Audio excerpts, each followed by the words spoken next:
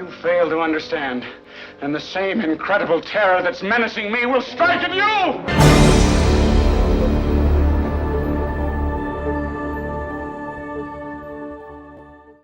Hey guys, thanks for dropping by. One of these days, I'm going to learn how to do a clean start on YouTube, but apparently today's not the day. Anyway, I have a very special guest, as you all know, Rachel Hastings, an old friend of mine. We worked together. I met her shortly after she originally joined the Zurich. She worked for Gold. We worked together at Scientology Media Productions. Really excited to be talking to her today, and I'm going to bring her on. A big welcome to Rachel Hastings. Hey, Rachel. Hey. There you are. So listen, I want to start out. I want to just ask you a little bit about your journey into Scientology. I know that you were on with Mike and Leah and you covered this ground, but yeah, sure. I mean, it's complicated, right? So there's always well, I mean, all of our stories are facets. complicated, but you are one of the only people that I knew in a technical creative position in the Zurich that was actually college trained, and you were on the career path you had in the church was the career path you were on before you joined. Most people, that's not true, and so tell us about that. Well, yeah, Mitch was like the cool big senior director. You were like who we all wanted to work for, and like that was part of my path for joining and for training and staying and everything. Was the idea was that I would go be expand the film crew that Mitch got to work with. And shoot finally I films found somebody to come on and talk about what a rock star I was. Thank you, Rachel. You'll be receiving your payment later, but yeah, I think there was more to it than that. But I want my $2, Mitch. Do you remember? Do you ever see Better Off Dead with John Cusack? I want my $2. Yeah. That movie? Yeah, that's what it's like. I want my $2 for the endorsement. Exactly. You get it. I promise. You get it. So yeah, we first met shortly after you joined the Zurich. How did you get in? I mean, I was running around the celebrity world and stuff but like that. What do you mean when you say that? That's really vague. I'm going to pin you down on that. What specifically do you mean? Like what celebrities were you hanging out with?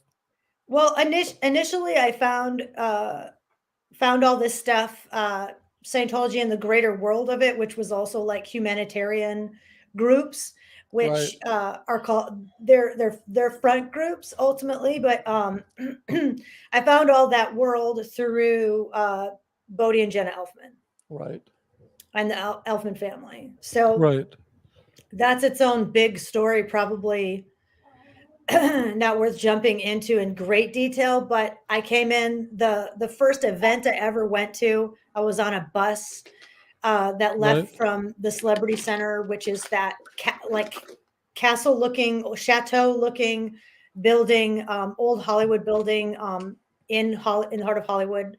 I had recently the Chateau moved. Elysée. Yeah, I just moved here.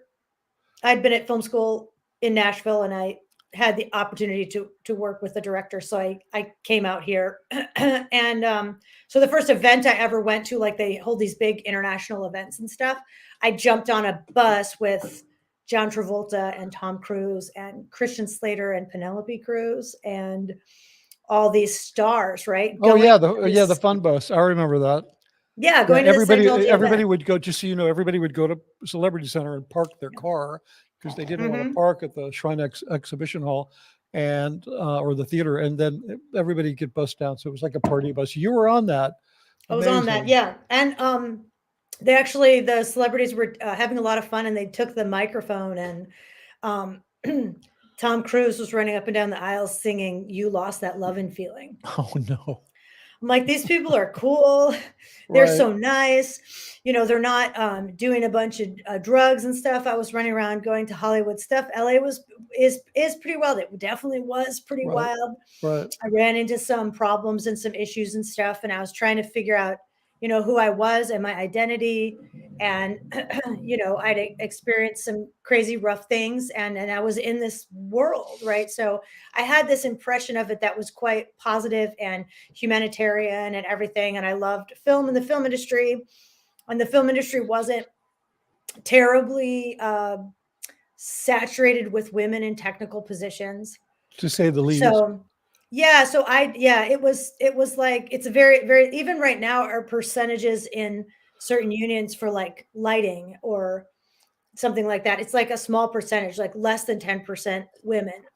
So But in directing and cinematography, there's been some advancements made, I have to advances, add. we've still never had a single female cinematographer win the Oscar for best cinematography. Well, We've only had 3 nominated. right, right. So One of them with was named Rachel, right?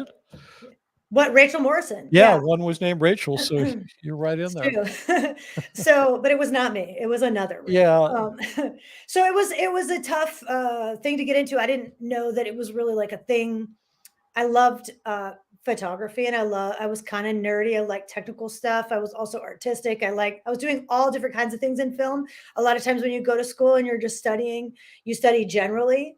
And right, like in the school I had been going to, there was one girl in the whole program, none in my year. And she was like, I'm going to go be like a script supervisor, right? Because that was kind of like, oh yeah, well, women can do that, right? But right. it The just script wasn't. supervisors, I should just tell them, in Yeah. terms of a gender, it's like a nurse. You'd expect a nurse to be a woman. You'd expect a script supervisor. You know, they call them script And girls.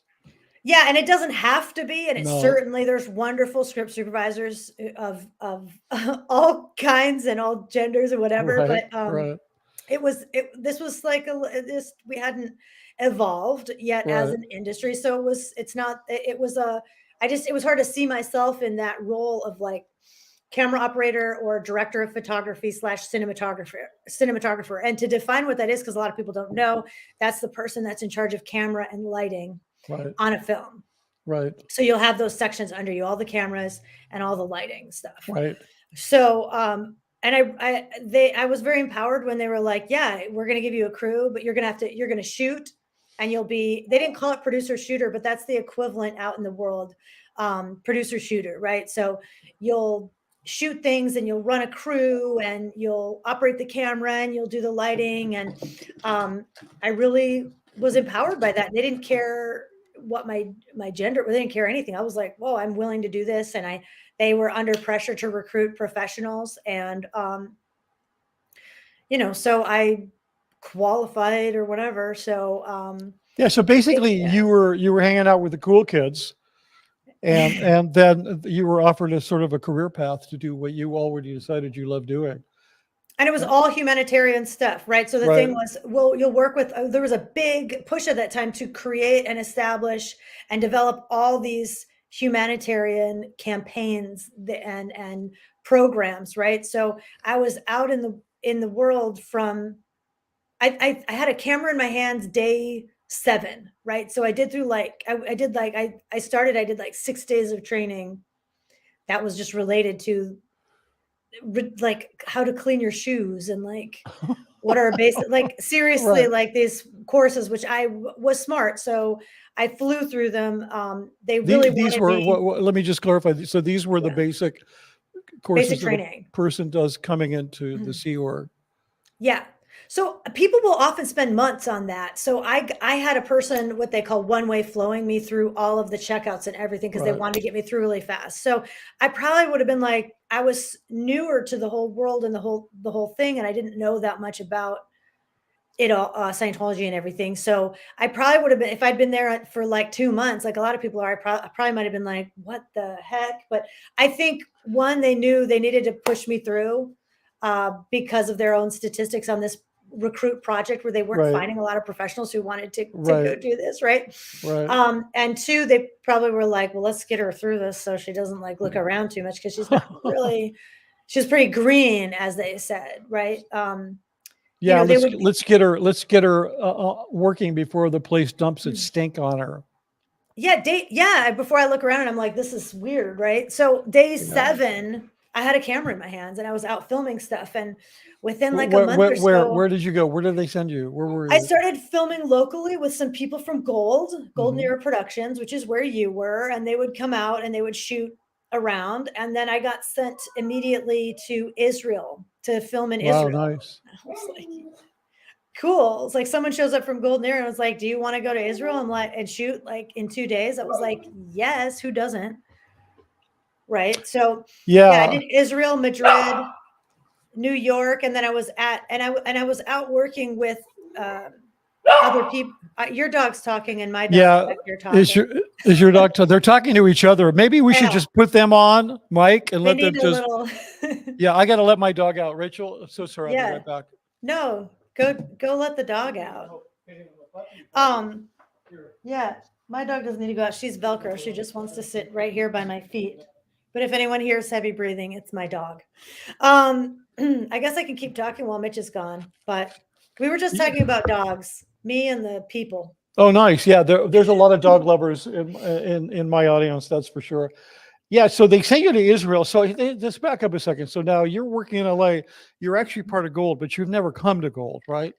Initially, I had never come to Gold. I did go to Gold in my Right, first year and do some projects, right. in So and then things like that. But we initially met. I think during that period, I think we were shooting Dianetics infomercials and stuff, yes, right, in LA. And so, and yeah, yeah, the longer film too, the film that was released that yeah. explains how How to to do it. use Dianetics, a 3.5 hour whatever. Yeah.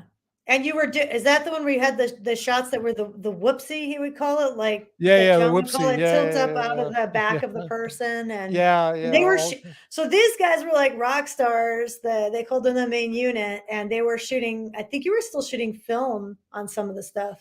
Well, yeah, I think that thing we shot the whole thing on film. None of it was on Yeah. video. So we came down there, and basically what happened, to back up a little bit. So we're going to get into this discussion about these international events and these propaganda videos that were done for these international events. And originally, these were shot by 3-person crews who would travel around the world. I mean, I had a girl who had been my assistant. I know by the time she was 19, she'd been to 19 countries and gone through 3 passports. So understand that, Rachel. There Hmm. was an awful lot of traveling. And so David Miscavige wanted to expand that capability so that some of these teams could come back to Gold. So he started recruiting new people.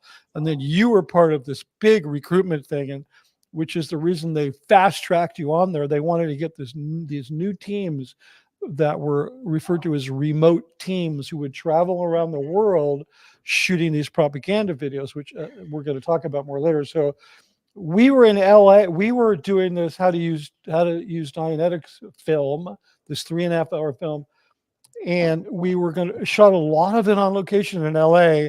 And so then the idea is we were going to pick up these new guys, you, and there was a couple other people, right? And they were going to come work with what was called the main film unit or the main unit.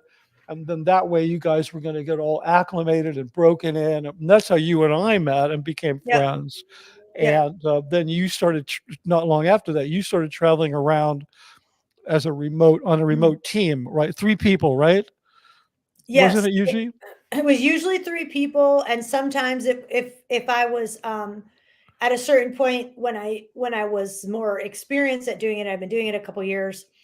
They wanted to also have teams stationed in every continent. Mhm. So there'd be a Europe team, there'd be a Right, LATAM team, things like that. So a lot of times that would only be two people, sometimes right. 3. Like, so I would often pick up that continental team or have someone come with me, Oh, I 1 or 2 see. people come with me and apprentice, right? So initially I was apprenticed by some individuals from Golden Era, and so that they can then, like you said, go back there. And then myself and 2 other teams or crews took over the international thing, and then we would sometimes pick up other local crew members to work with us, or we would Right, get them rolling and started on a video, and then we would move on to another country, because a right, lot of these people, most of the people I was training or apprenticing, that had zero experience ever with a camera, right, lights. I right. mean, it was all totally new to them, and it's a lot to learn. I was always continuously, and still am continuously, studying and learning more. So it was a lot for them, and they couldn't just pick it up overnight. So I was always like, okay, send them on with me, because it's not just camera and lighting and sound and technical stuff. It's also storytelling.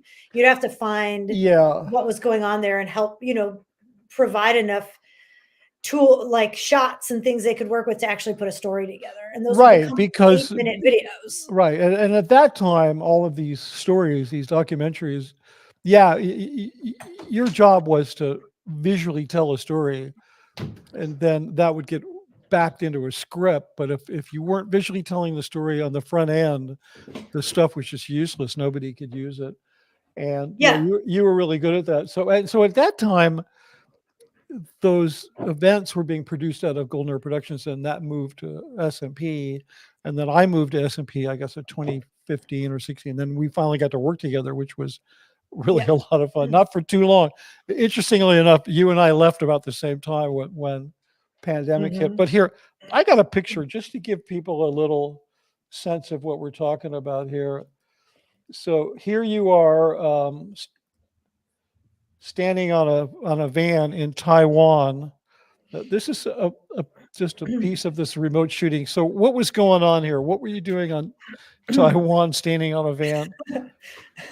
We actually went over. That was after we went over. I think we did something big happened in Taiwan, and there was an event there. I don't think it wasn't the ideal organization. It was like we released all the congresses in in different languages. There was something Yeah, that I was don't a big remember deal what it about was. Taiwan. It was some it was some big deal, right? So Yeah. I did so many different things. Sometimes it's hard to remember which one was which, but we went over there for an event, and then we were told, well, hey, we need to get a video done for a Dianetics group. Right. And so they were searching for a Dianetics group, and they really wanted to do one in Taiwan. And Taiwan had quite an explosion of Dianetics groups and Scientology missions, quite a few Scientology missions, actually kind of a bustling scene. They were much more full than a lot of other places. Right. So in the world, like way more full than a lot of other places in the world. So we went to, and we were supposed to start shooting a group in Taiwan, and then it turned out that the lady who ran the group was a lesbian, Uh-oh. and so they decided they wouldn't do that group anymore. Right. So they sent a lesbian to Yeah, to shoot a lesbian. um, Hey, but how did they identify that she was gay? well, because What? they were interrogating. You get interrogated. They were getting interrogated all Oh, so this wasn't just like a gaydar the thing where they're like, ah, she seems gay. time. Yeah, and I wasn't ever the one who was making those decisions, right? It Right. just I was like, why aren't we doing this group? We'd put research into it. They seemed really cool. Yeah. And yeah. Yeah, well, So they probably were cool. I mean, I just have to point out that, Dianetic, it's like a Trojan horse for Scientology. yeah. It's a way that they can sort of create this an interesting self-help group that without having any of the baggage of Scientology and sort of pull people into it. So Yeah, it's true. And it's supposed to be like there's all this stuff that's like intertwined. Like, is it connected or is it disconnected? So we went to a different city called Hualien, Taiwan, and it's beautiful. And so we were filming scenic shots. You always needed to get shots of the area. And then they always wanted these walking shots of the protagonist of the story walking. oh yeah, yeah, And yeah, all yeah, these yeah. always every Yeah. transition was walking. Yeah, and there's usually a shot where they have their arms folded. Yeah, That was yeah. a big shot, With the this book one. right Yeah, here. with the book. Yeah, that was Yeah. So we're yeah. filming this stuff, and I mean, honestly, mostly we're working with really nice people, and the people that would usually end up on the film crew, the shoot crew, were like really cool people. And again, we were like, I was like a free agent for years. That's the thing that was wild. I was run by Golden Era Productions, which was like one guy in Golden Era Productions would Right. send us out orders and stuff. When we started, it was so wild. We were like on Gmail, like Yeah, it was communicating over you guys were, email like, and way stuff, outside the bubble. way outside the You bubble. And you of course, didn't they you had to didn't have send us days off. I mean, that's one thing you didn't have. no. You didn't really have if you had a day off, it's because something back home got so screwed up that you didn't have orders, so maybe you'd have a layover, but you had no Yeah, days and off. every once in a while, the thing is that because this one person who was running us really had a heart or has a heart. and really cared for us. And he would shield us from a lot of crap, right? So my experience, I was lucky and unlucky in that because my experience was mostly good. And, he arranged it as much as he could that I could like when we got back, and I would fight for my crew. So we get back, the person who was the girl that was always with me, her parents lived in LA. I would fight like you need to get a day off to see your parents, or if someone was sick in her family, I would fight for that. He would try his best to fight for me. So it was a better situation. We weren't studying very much. We weren't living on a base. We didn't have uniforms. Like I had a phone. She had a phone. We had computers. We had a credit card. We weren't making any money ourselves, but there was money being spent on us. So it kind of gave us the illusion like we had a regular job, and we were Right. out living in hotels and Airbnbs and stuff, and we Right. could find cool places to stay, and it would be like, go film these scenic shots. I mean, you're going to all the places with the postcards, right? So I would see like a little piece of these activities around the world, and half the time I was working with organizations that were doing nonprofit work that were not related. Maybe they got a few booklets from Scientology, or maybe they got Right. a grant or something like that, Right. a Right. small grant. But I was working with, Buddhist monks and, different humanitarians and social workers and imams and, like all these different, Right. Right. people from all these different religions and groups. And uh, it was a very different world. So for a good like 7 years, that was my world. And I would interact with people from Golden Era, and I was run by them. So no one could mess with us because gold was like up here and high. Right. Right. And so nobody were in the circles we were running with could screw with us or mess with us. And I was like cleared for Golden Era and supposed to go to gold at some point, which we didn't know it was going to take forever. So we had a great time most of the time. And we had a really good person who's stuck in a really crappy situation, who's trying to be as kind and as nice as he could possibly be. Yeah. No, I know who you're talking about. And he is a decent individual, and competent at what he does. But I want the audience to understand that these groups that Rachel's talking about that she worked with, the Church of Scientology, they make these partnerships with these different organizations, and they form these partnerships so they can sort of catch a halo effect and make it look like they're doing humanitarian work. And they have what are known as these sexual betterment programs. There's the Narcan drug program. Out of that, there's an anti-drug program. There's the Way to Happiness about morals, and there's a literacy program, and all of these programs, they have as their core element, they have an educational component, which usually consists of pamphlets and so forth. And these are they're like learning materials, and they're expensive. And the church freely hands these out, and they work with these groups. They're like, oh, why don't you partner with us? You're having a drug problem. Partner with us on our drug education program, which looks good on the surface. And then these groups receive all this free educational material. And it's the way that then Scientology piggybacks with these groups, right, to create this apparency that they exist to some degree for the betterment of society. And then you're out there making documentaries, finding the story and making documentaries. Here, this one more. I'm just going to switch these because this is just such an awesome shot. Like everything about it, it's just so dramatic. And I have to compliment you on being able to do that kind of travel with heavy equipment and keep your nails looking so good. I don't mean that in a bad way at all. I was really impressed with that. It says a lot about your ability to just survive well under the circumstances. Let's take a look at it. Okay, this is in England at St. Hill. I think so. I'm trying to like recognize the Yeah, I don't background. recognize it at all. Yeah, maybe it must be an event Oh, maybe it because was. you guys also worked on the actual events themselves, Yep. right? Wouldn't you? I That remember. Yeah. I did, yeah. So Yeah. so then I would go shoot these documentaries, right? And they were all pre-selected for me. So the Right. people, they wouldn't send me to work with a group if they weren't already like, oh yeah, we love the support and blah blah blah, whatever. Like it was, I only kind of saw the Oh better yeah. stuff, Yeah. right? So I was fooled by it. I wasn't the one writing the voiceovers, and I wasn't the one reading Right. the numbers or the statistics that they would send in. I would actually see that information when I arrived to an international event, like in that photo, to be a Right. part of the camera crew to film it. Right. So I was actually really convinced that there was great things going on, and for many years, like I thought um, that we were. A lot of times, I thought that the church was paying for things, right?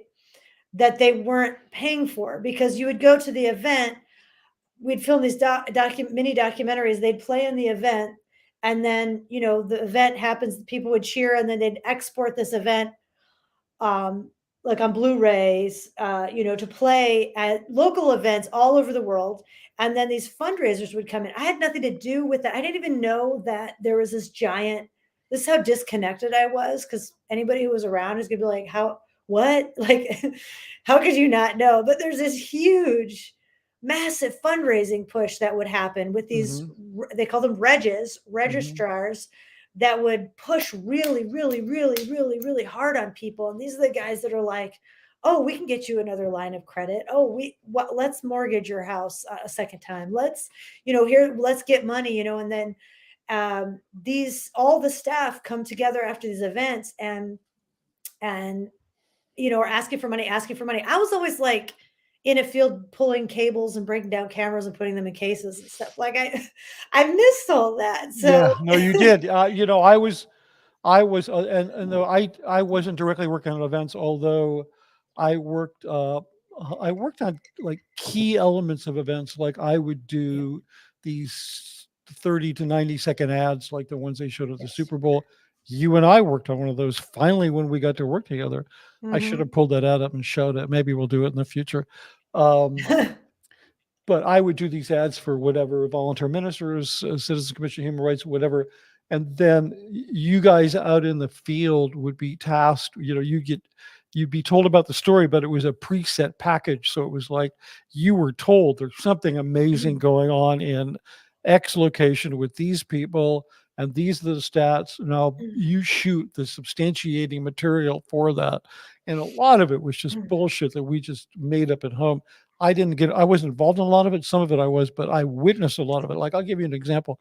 You remember the Youth for Human Rights campaign.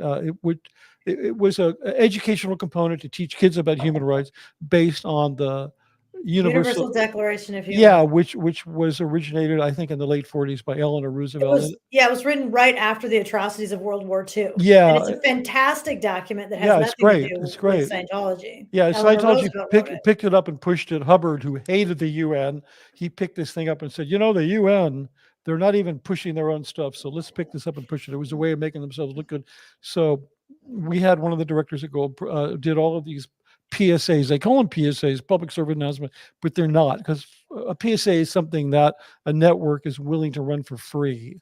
Yeah. Networks are mandated by the FCC that they have to provide a certain amount of airtime for public service announcement. But the church, everything they call a PSA, they paid to have it on. So getting back to the point, I remember there was the Youth for Human Rights campaign. They bought time on a cable station in South America. So they needed a statistic for one of the projects you were working on. They needed a statistic to say how many homes, how many people they'd reached with this campaign. So they looked at their buy, and they'd bought a certain amount of time on a cable network that it was in, let's say, 3 million homes. I don't remember the number.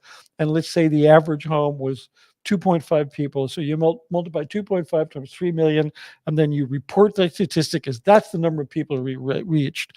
It's total bullshit, but it's always based on something, but it's a total lie. And so a lot of these statistics were then cooked up. So then you would go, maybe not to that one, but one of these teams would go down there and they'd work with local Scientologists, handing out, let's say, booklets about human rights, and they'd shoot shots of people reading human rights, and then they put this thing together. The whole thing's cooked. The statistic is a Yeah. lie, and Yeah. you guys were doing, like for example, So you wanted to, go ahead. I was going to say, yeah, the statistics, and this is important if anyone's under the radar and watching and thinking about still donating. This is one of the key things that I was upset about when I found out how it worked. Right, so Right. I would shoot cool shots to represent concepts, right, and send those back. Right. And the statistics and the writing of the script and the voiceover and all of that presentation and those like flashy statistics going shh, Oh yeah, that was all done at Golden yeah. Era. At a certain point, that Yeah. came to Scientology Media Productions, and I was taken through that whole Right. line. That whole thing is Right. switched. It's not done at Golden anymore. It's done at Right, Scientology right, Media right, Productions right. S&P. So I started to find out what was done, and I would run through rooms when they were pulling these statistics together and stuff. And I was like, wait, what? I would shoot this Yeah, cool you were video there. of an actual lecture happening, and it could be a school with 300 people, and there's a local person. Sometimes it was a Scientologist, but a lot of times it wasn't even. It might be a person who does human rights, and they're like, these booklets are cool, because the booklets just take the Universal Declaration of Human Rights, the UDHR, which is a valid document from the UN, right? They just take it and put cool pictures with it and make it so like kids can understand it, right? It's like simple to understand. So, I'm like out of focus. Why am I out of focus? Woo, hey, where's my AC, Mitch? I don't know. They got RPF. So yeah, they're gonna be soon. You're not supposed to be out of focus, Rachel. You're a cinematographer. I know. Well, what I'm camera are you talking. using? It's just a Canon mirrorless, just the original. A Canon mirrorless beats the shit out of my camera. Is it on manual focus? No, it's on auto. Oh no, you got to put It's it on usually manual. no, it's really good usually. Really? My Nikon Yeah. sucks. There you go. Canon's autofocus is really good. Oh wow, good to know. Anyway, whatever. And Now I'm you're like, now you you're see looking it tracking me. Yeah, I don't know. Maybe it's the light. Who knows? Whatever. Yeah. So I didn't know that a lot of times they would work with, and then this thing came out like, oh, these are actually supposed to be. These campaigns are supposed to be used by non-Scientologists, right? So I might be working with a really cool. I flew all the way to the Philippines and landed there and met with to shoot this video on this person, this lady who had been like the commissioner in charge of human rights for an entire section of the Philippines out of like 14 sections. She was a big government person, and she'd retired, and she was like, I like these booklets. This is cool. And I got there and she's like, what is Scientology? Like, she didn't even know what it was. They just shipped her like pallets of these booklets. Right. Which they could afford to do because they have tons of money, because people donate. But she wasn't actually even using them yet. Because she had written to them saying, hey, and I flew from Los Angeles with a crew to Manila, and then went 7 hours away to like Cabanatuan City. Like, I mean, it was like, and I'm like, wait, what? You're not doing anything? She's like, no, but I have a lot of, a human rights experience. And she had no idea what Scientology was, and no one had told her. They just sent her these booklets, and she's like, I never got approval from the nonprofit organization to do my programs. And I was like, okay, I'm approving you do your programs. What do you want to do with this? What would help people in your country? So she sets up all this stuff, and they're hitting me like, you got to get this video done. You got to get this video done. I was like, you guys sent me a bunch of bullshit. So, so you put on a show. I would not put on a show in terms of like, I refused to leave for like over a month because I was like, we're going to do actual lectures.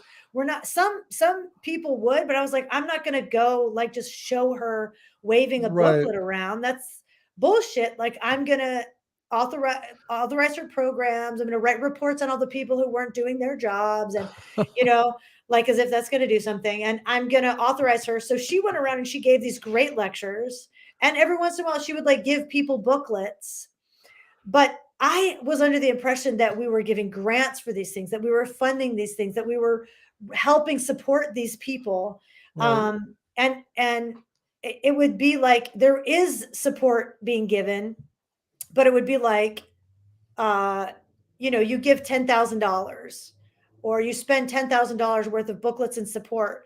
But then when we do it in the event, it would look like millions of dollars of donations had Right. been spent. And Right. it's false representation.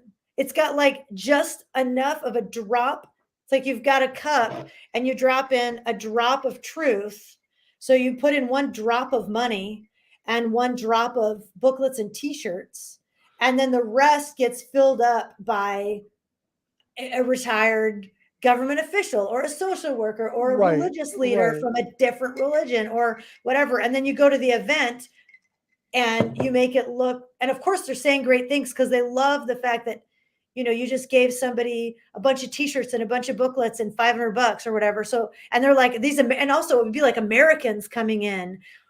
Sometimes people thought that was cool. Like, Americans are coming in to film me. I'm going to show up Right. and do some lectures with this. You saw that camera. We made them Yeah, look I know. cool. That's 100% top of the line broadcast camera. Yeah. So it would make them all look cool. But then I thought it was like more because they'd raised millions of dollars at one event.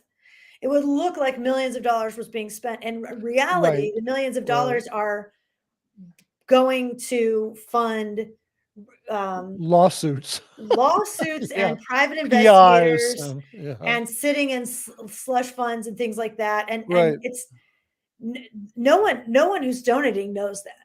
They don't know that. Well, Most of those people wouldn't be right, donating the way that they right, are. but because of a lot of the work we were doing, the internal public in Scientology really believes Scientology was like expanding and doing great things around the world.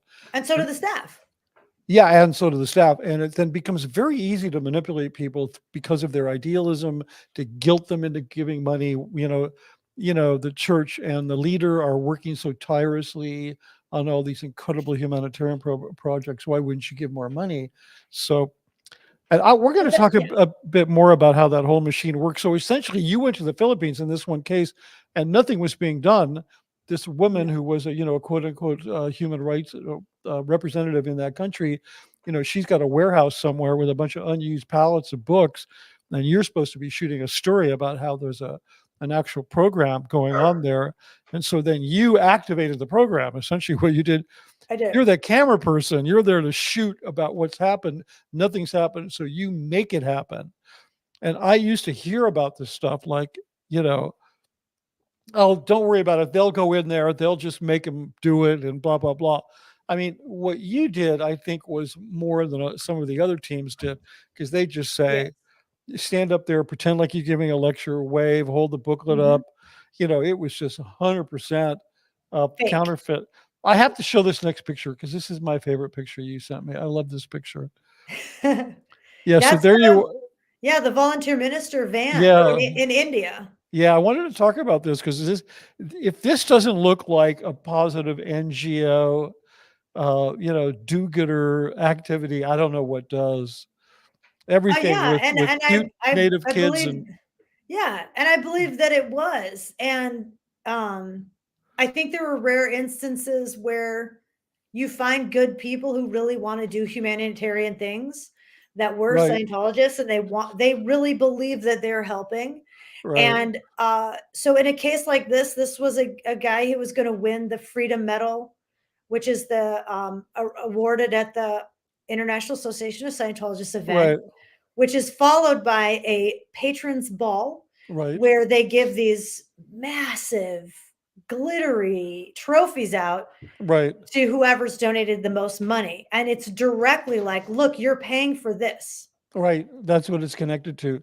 Yes. So they'll Right. How get could you not want to pay for this? We're there in this country with these poor kids after the tsunami barefoot. happened, Oh, and this there's is that kids what and this was? yeah, I was rebuilding after the tsunami. Now, I can't say that the guy doing that work was not a scam artist. He was a nice guy, Right, right? right, And he was getting some grant money for it. But unfortunately, what would happen is after they'd win the Freedom Medal, these guys that were actually doing the work would no longer be able to get any funding to continue Right. their programs because we couldn't make a video out of them anymore.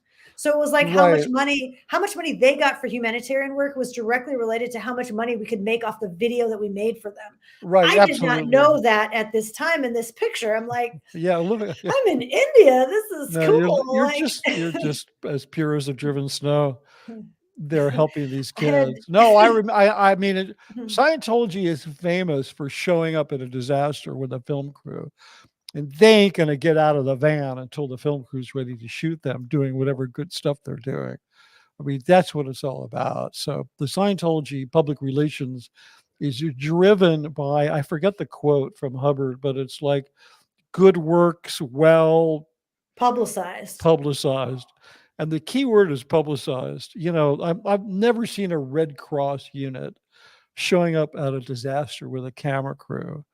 So, Well, and nonprofits and NGOs do it, and it's shady. Sometimes it's necessary, right? And right, sometimes it's shady. I will say a lot of nonprofits and NGOs have shady stuff going on. Like and they make a lot of money. Some of them do, right, right? And this was just, you know, a card from that playbook, right? So, right, it's very tricky because there's one drop of truth and one drop of money and a whole cup full of lies.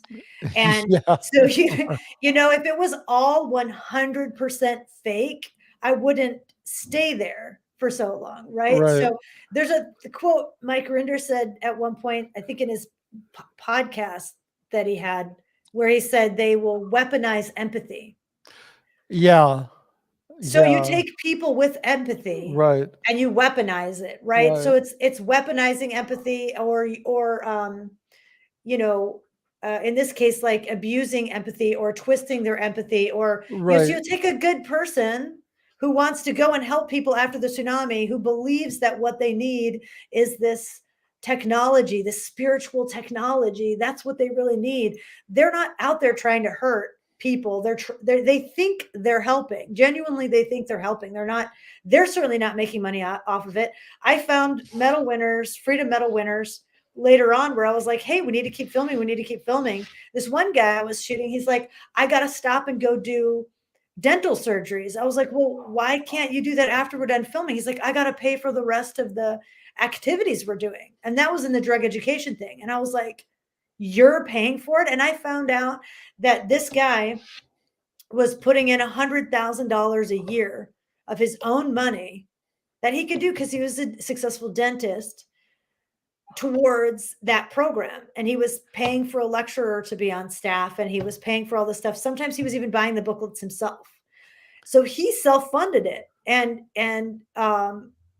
But when he went to the event, no one mentions, wow, he's winning this because he put all this money into it. It's right, 100% like this. You donate $100,000, $100,000 goes to his programs. And it looked like $100,000 was being spent. It looked like it because it costs money, right? So it's like, wow. But I'm like, wait, that's not, if he wants to do that and donate it, that's fine. Like a dentist that makes a bunch of money wants to do something cool with it.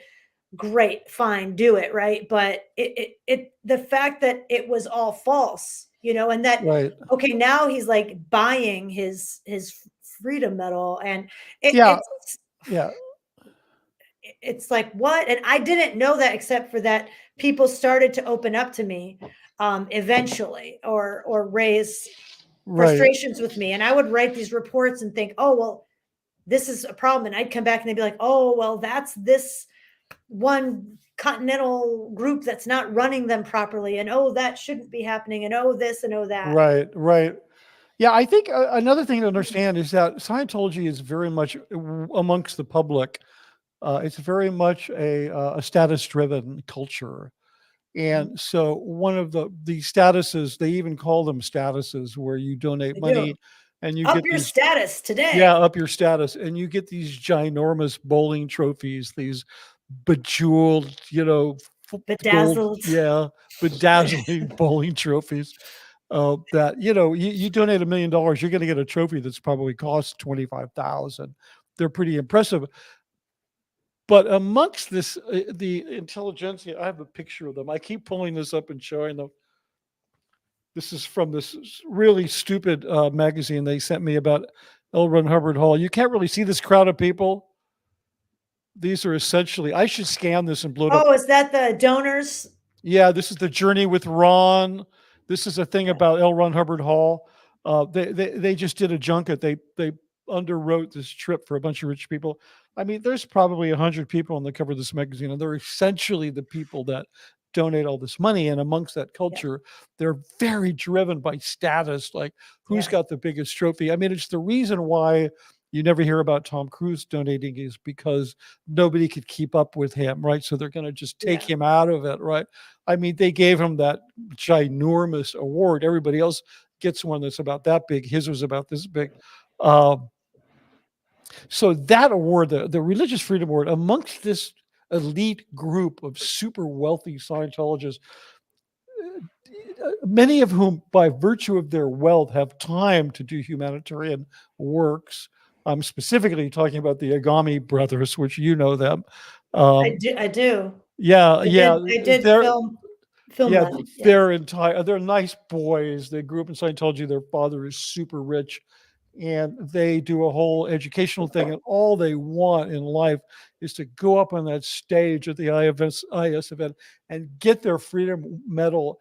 It's really so driven by status, as opposed to being driven by a real desire to do something humanitarian, which nobody really wants kudos for doing that.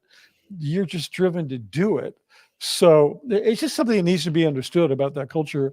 It's a very, what's the word? It's sort of status driven, very much about money and success, and it's a very glitzy that core group that's really keeping Scientology funded.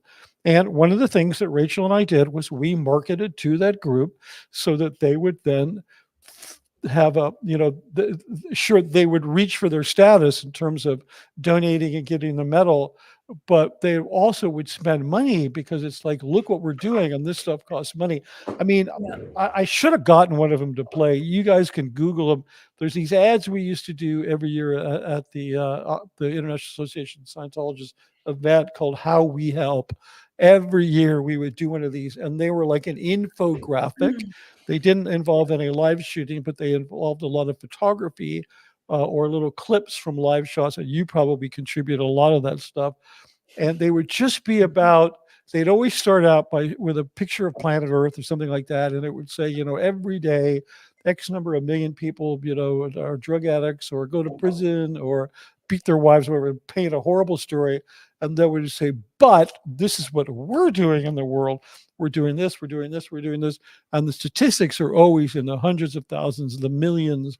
We partner with these groups and theological groups and public service groups, and we're friends with the police and the fire and the blah, and on and on and on.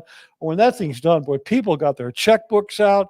They're writing checks or congratulating themselves for being part of such an amazing group.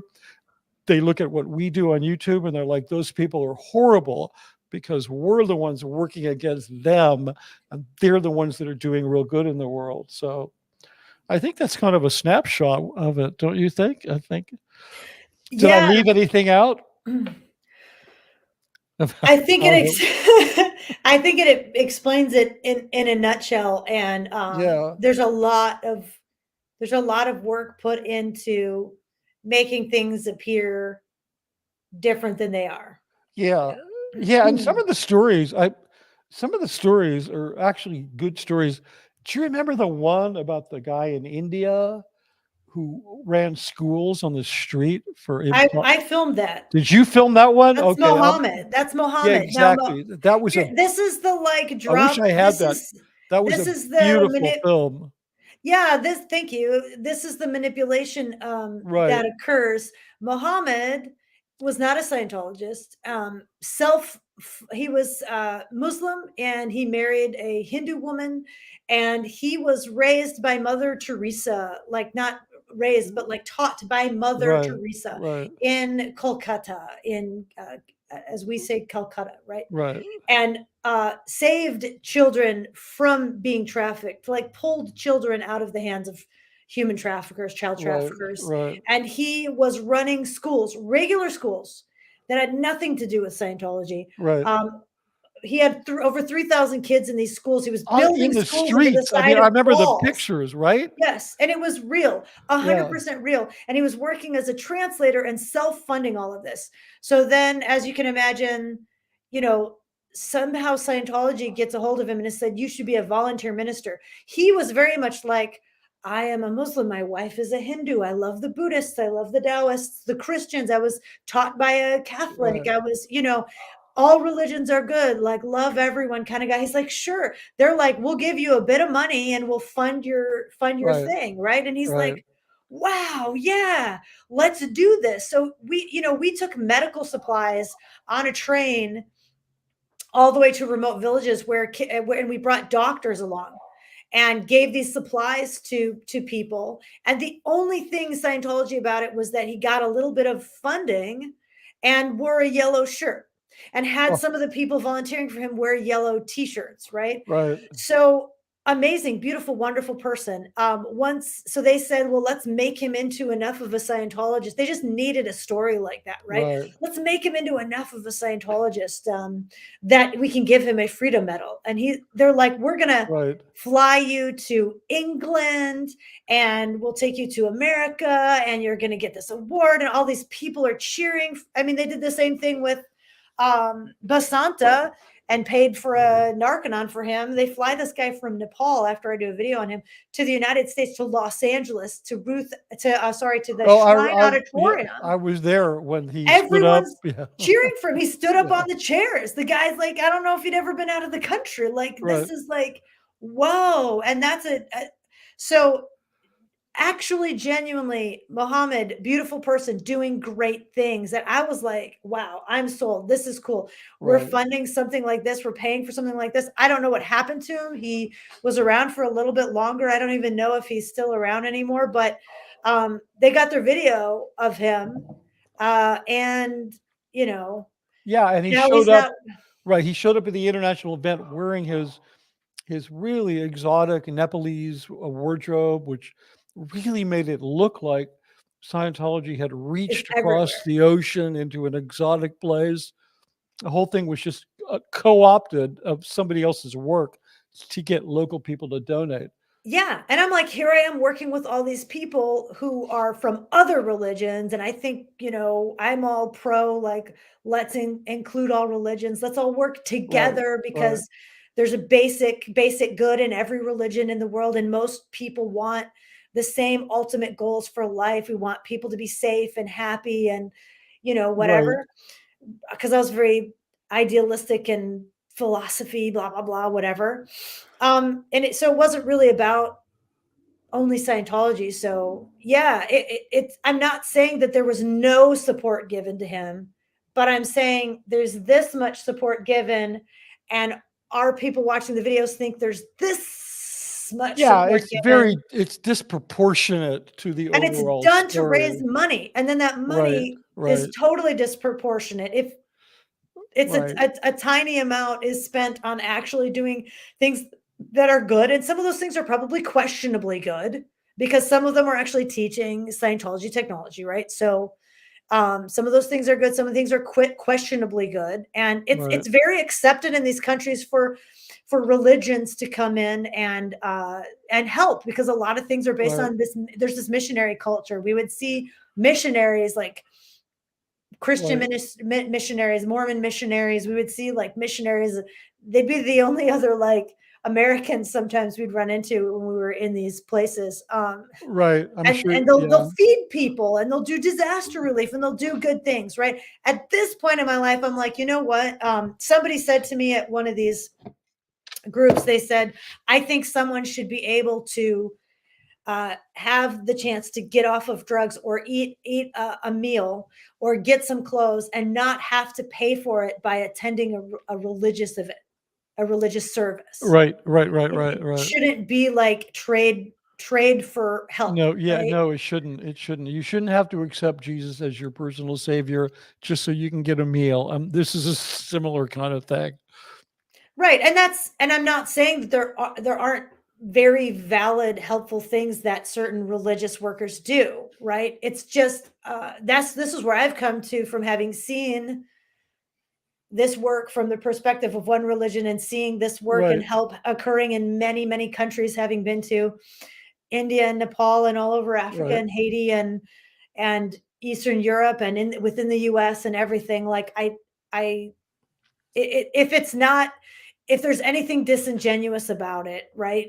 If there's a catch in any way, I just think that that's not the best scenario. If you want to selflessly help, just selflessly help, right? Yeah, I Um, mean, yeah, no, I'm not promoting the Catholic Church, but I do have to say that Catholic organizations, for example, provide an astonishing 26% of all healthcare that's delivered on the entire planet is delivered by Catholic organizations, and yet you don't see them holding events and making videos about it. And, because they operate on a couple of things. This guy named Jesus said, feed the poor and heal the sick. So that's what they yeah, do, and they don't make a big yeah. deal out of it. So I respect that. Obviously, I don't respect a lot of other things they do. So okay, so moving forward, right? Moving forward, I want people to understand. Like, eventually, then you end up at Scientology Media Productions. I want you to talk a little bit about your perception of what was going on with that, because David Miscavige would, around 2013, 2014, he would literally flee the international base after he shut down international management. They don't exist anymore. They're not waiting on their wings to come back. They've been completely supplanted. And he moved the entire power base of Scientology to Los Angeles, and really at Scientology Media Productions. It was more than just a production facility. It was, the lair of Scientology. And so now you're floating around as you're a remote camera person. You're on a team, you're traveling on the world, you're doing this PR stuff. And then just tell me your perception, your story about how you then end up at Scientology Media Productions. Well, he came to me at St. Hill, England, which is Miscavige the came to church. you. Yeah, yes, which is the church in England. When Right, we were doing one of these events, awarding these great humanitarians and doing a huge ball to right, raise a bunch of money, right. and said, "Hey, I bought this TV studio. It used to be KCET," and I'm like, "Oh, I like gear. I like equipment. This sounds cool." He's like, "Well, we're not Yeah. going to do gold anymore. We're Studio. gonna we're gonna move to this studio." I'm like, "Cool." So I went in. I flew back to LA, went in and filmed it while it was still operating as KCET. You mean you made a Um, video about the studio yeah, while it was still exactly. KCET? Yes, yeah. What year was that? Do you remember? Um, 2013 maybe? 20 I can't remember because like we went in there, we bought it, we went in there, and then it was being renovated, and we were working out of Mid Hatter, and then we were back. right. We were back in certain buildings and moving around as they Yeah, renovated. because I And didn't get down there yeah, till 2015, 14, 15. But hey, just as a little aside, people, interesting point. Once KCT moved out, they didn't go out of business. They just moved in a more smaller, appropriate headquarters in Burbank, California. Um, when they moved out, for a while, the facility was pretty it was pretty empty, right? empty. It was Yeah, completely empty. It was yeah, brown. yeah. It was like a ghost town, and some location scout in Hollywood discovered it, and they shot the film Nightcrawler there. Nightcrawler. Yeah, because they needed. If anybody's not seen that, it's a great film. They needed a studio, but we talked about this. What was the kid's name? Who was the Johnny. Johnny? Johnny Right? Block. Yeah, Johnny Block. This kid, when the producers of Nightcrawler contacted, it needed to contact somebody somehow because he was associated with the studio. Very low guy. I guess he was in the CMO. I'm not sure. Yes. Yeah. So, but he was pretty low guy in Scientology in the whole scheme of things. But he ended up becoming the public face that they needed to talk to. So he made, he said he worked it out so they could shoot there, as is the case of Hollywood films. when they go to do the credits for a film, they'll dig up everybody that they need to thank or pay or whatever. So they put Johnny's name as a credit on the end of this film. David Miscavige hated him for having a credit on a major Hollywood film. Every time I saw Johnny, and if Dave was there, he'd say, this guy has a credit on Nightcrawler. I mean, he wouldn't let him alone. Eventually, this poor kid really fell out of favor. I guess he was sent to the RPF. I don't know what happened to him, but I was like, who the fuck cares that the kid had a credit? It's just like, it's just a nothing thing. Anyway, I'm sorry. I just had to throw that in. It's just like, Miscavige never misses an opportunity to insult someone or be toxic or whatever when he's not being a really nice guy. Because sociopathic narcissists, they do both. That's what they're it's very charming. If someone has like is a narcissist, like the actual like disorder, they can be very, very, very charming people. So that type of person can be very good at building you up, and then it often you'll have an individual it's black and white with you, right? Like I love you or I hate you, right? Yeah. So yep, that was David. Yeah. That was David Miscavige. You're the best in the whole world, or you're like the biggest piece of shit that's ever walked planet Earth. And there's no gray, there's no 50 shades of gray. It's black and it's white. No, the unfortunate thing about a person like that is they don't have the ability to be mad at somebody that they like and remember in the back of their mind that they like them. They're just mad at them. You just become the most evil person in the world. Anyway, I wanted to just throw that story in. So, I was on a stream earlier today with Aaron Smith-Levin. We were going over this, it started yesterday with us talking about how Shelley Miscavige could never take over the church, which was my proposition, because she's just she's too weak and whatever. Yeah. But, and then today we were talking about why David Miscavige could never be, supplanted or thrown out of the church. And in that discussion, it became very, very, very clear that Scientology Media Productions and the scene in LA, with the big facilities in LA, right, which are SMP, Bridge, the Descent Center, Comps, these major facilities have literally become the international power base of Scientology. Yes. They replaced what used to be international management. So there's Author Services, Galaxy Press. Exactly. The OSA. No. I would not count OSA. I wouldn't count OSA. The OSA, they're a mess. They've always been. But Mitch, all of these groups kind of are a mess, really, I know, in one form or another. But the fact is, they're there and they're going to be interacting in one way or another. At least someone is. Yeah, I guess because I heard Miscavige complain and insult OSA more than anybody else when I was around there. I mean, the times that I heard complaints about gold. Well, yeah, but absolutely. He hated everybody at Gold. He doesn't like people. Yeah, that. But I mean, like Chandra Lawrenson, who was our studio manager, remember? Yeah. Yes. Yeah, I can hear you gritting your teeth when I mention that name. But I didn't, I mean, he was kind of nasty to everybody, but I think this OSA is just such a mess that I don't think that they're part of the management structure.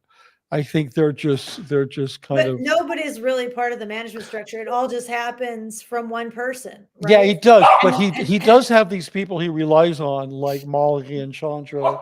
The person who runs Bridge, the person who runs the Descent Center, like he's like a couple of tack dogs, and and the landlord office. The landlord office is in Los Angeles. Stop that as well. puppy. Yeah, and if you look at it like a mafia structure, David, he's the capo de capo, and the rest of these guys are like capos. They're like lieutenants.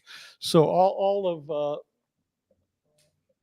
all of international management has been replaced by these capos, these lieutenants.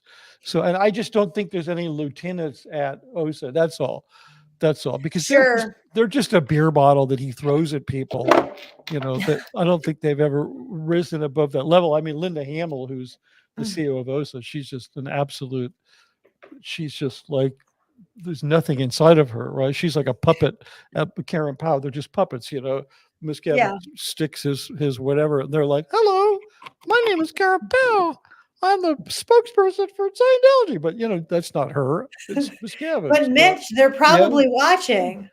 I know. That's why Why I'm. insult your fan base? These are Yeah, probably exactly. Yeah, I know. I a know. They big chunk actually. of your fans. You can't Yeah, insult your no, fan base yeah. like I'm this, telling you, Mitch. if it wasn't for OSA, I wouldn't have gotten monetized on YouTube so I'm sure. quickly. Yeah, I'm sure it's like Yeah, a big chunk of your subscribers. Like, no, why not. are you But talking smack no, about they don't yourselves like subscribe. that? They don't subscribe, but they give you watch hours. But They don't subscribe, really? I don't think so. I think they hit the Don't they notification. need to subscribe so they? Oh, they No, just you could just just hit the do notification. notification. No, because they're like posted at a computer watching. Okay, they're like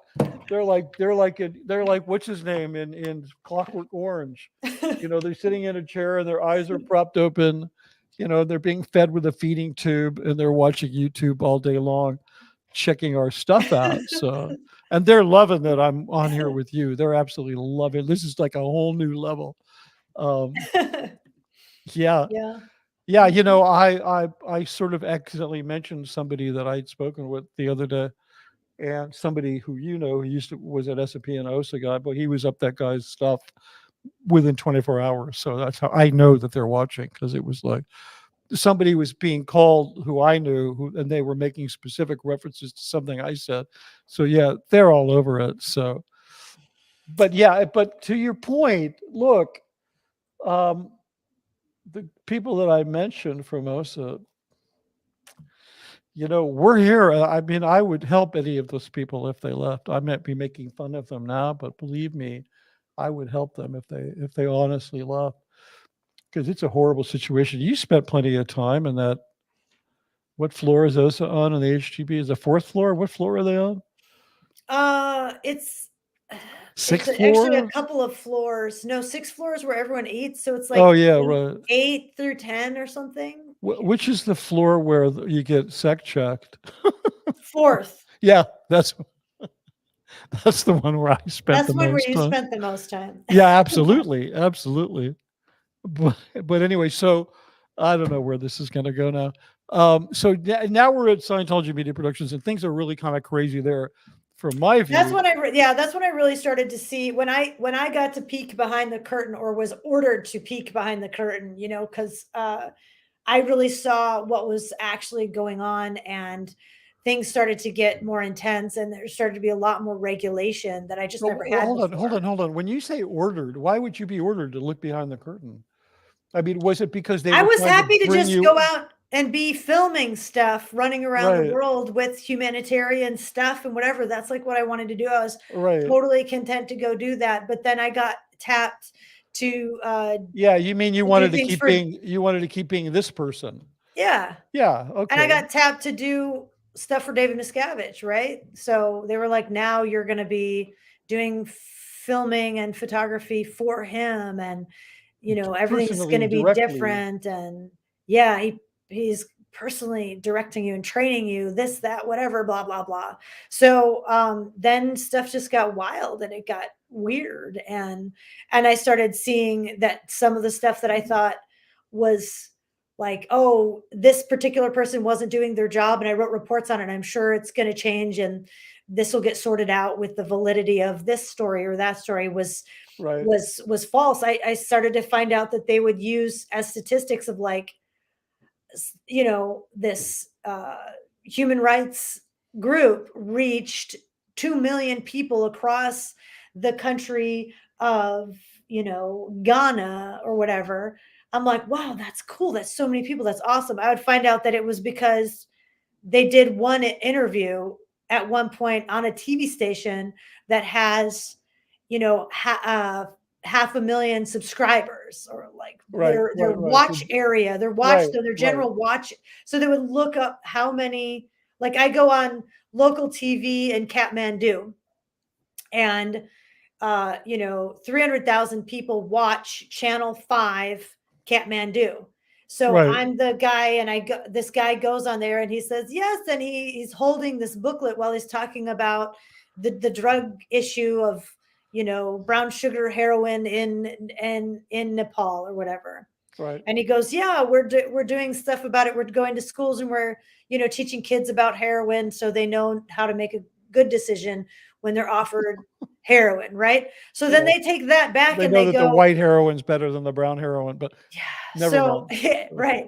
So they go back and they're like, the event folks that are not, they take it and they sit in a room and they crunch those numbers and they go 300,000 people are the viewership of this. So that means we reached 300,000 people with this truth about drugs message. So that Right. goes into the column, and they find every time, an article in a newspaper. Let's say he takes out an ad in a newspaper or gets interviewed and is mentioned in a newspaper article. What's the circulation of that newspaper? Right.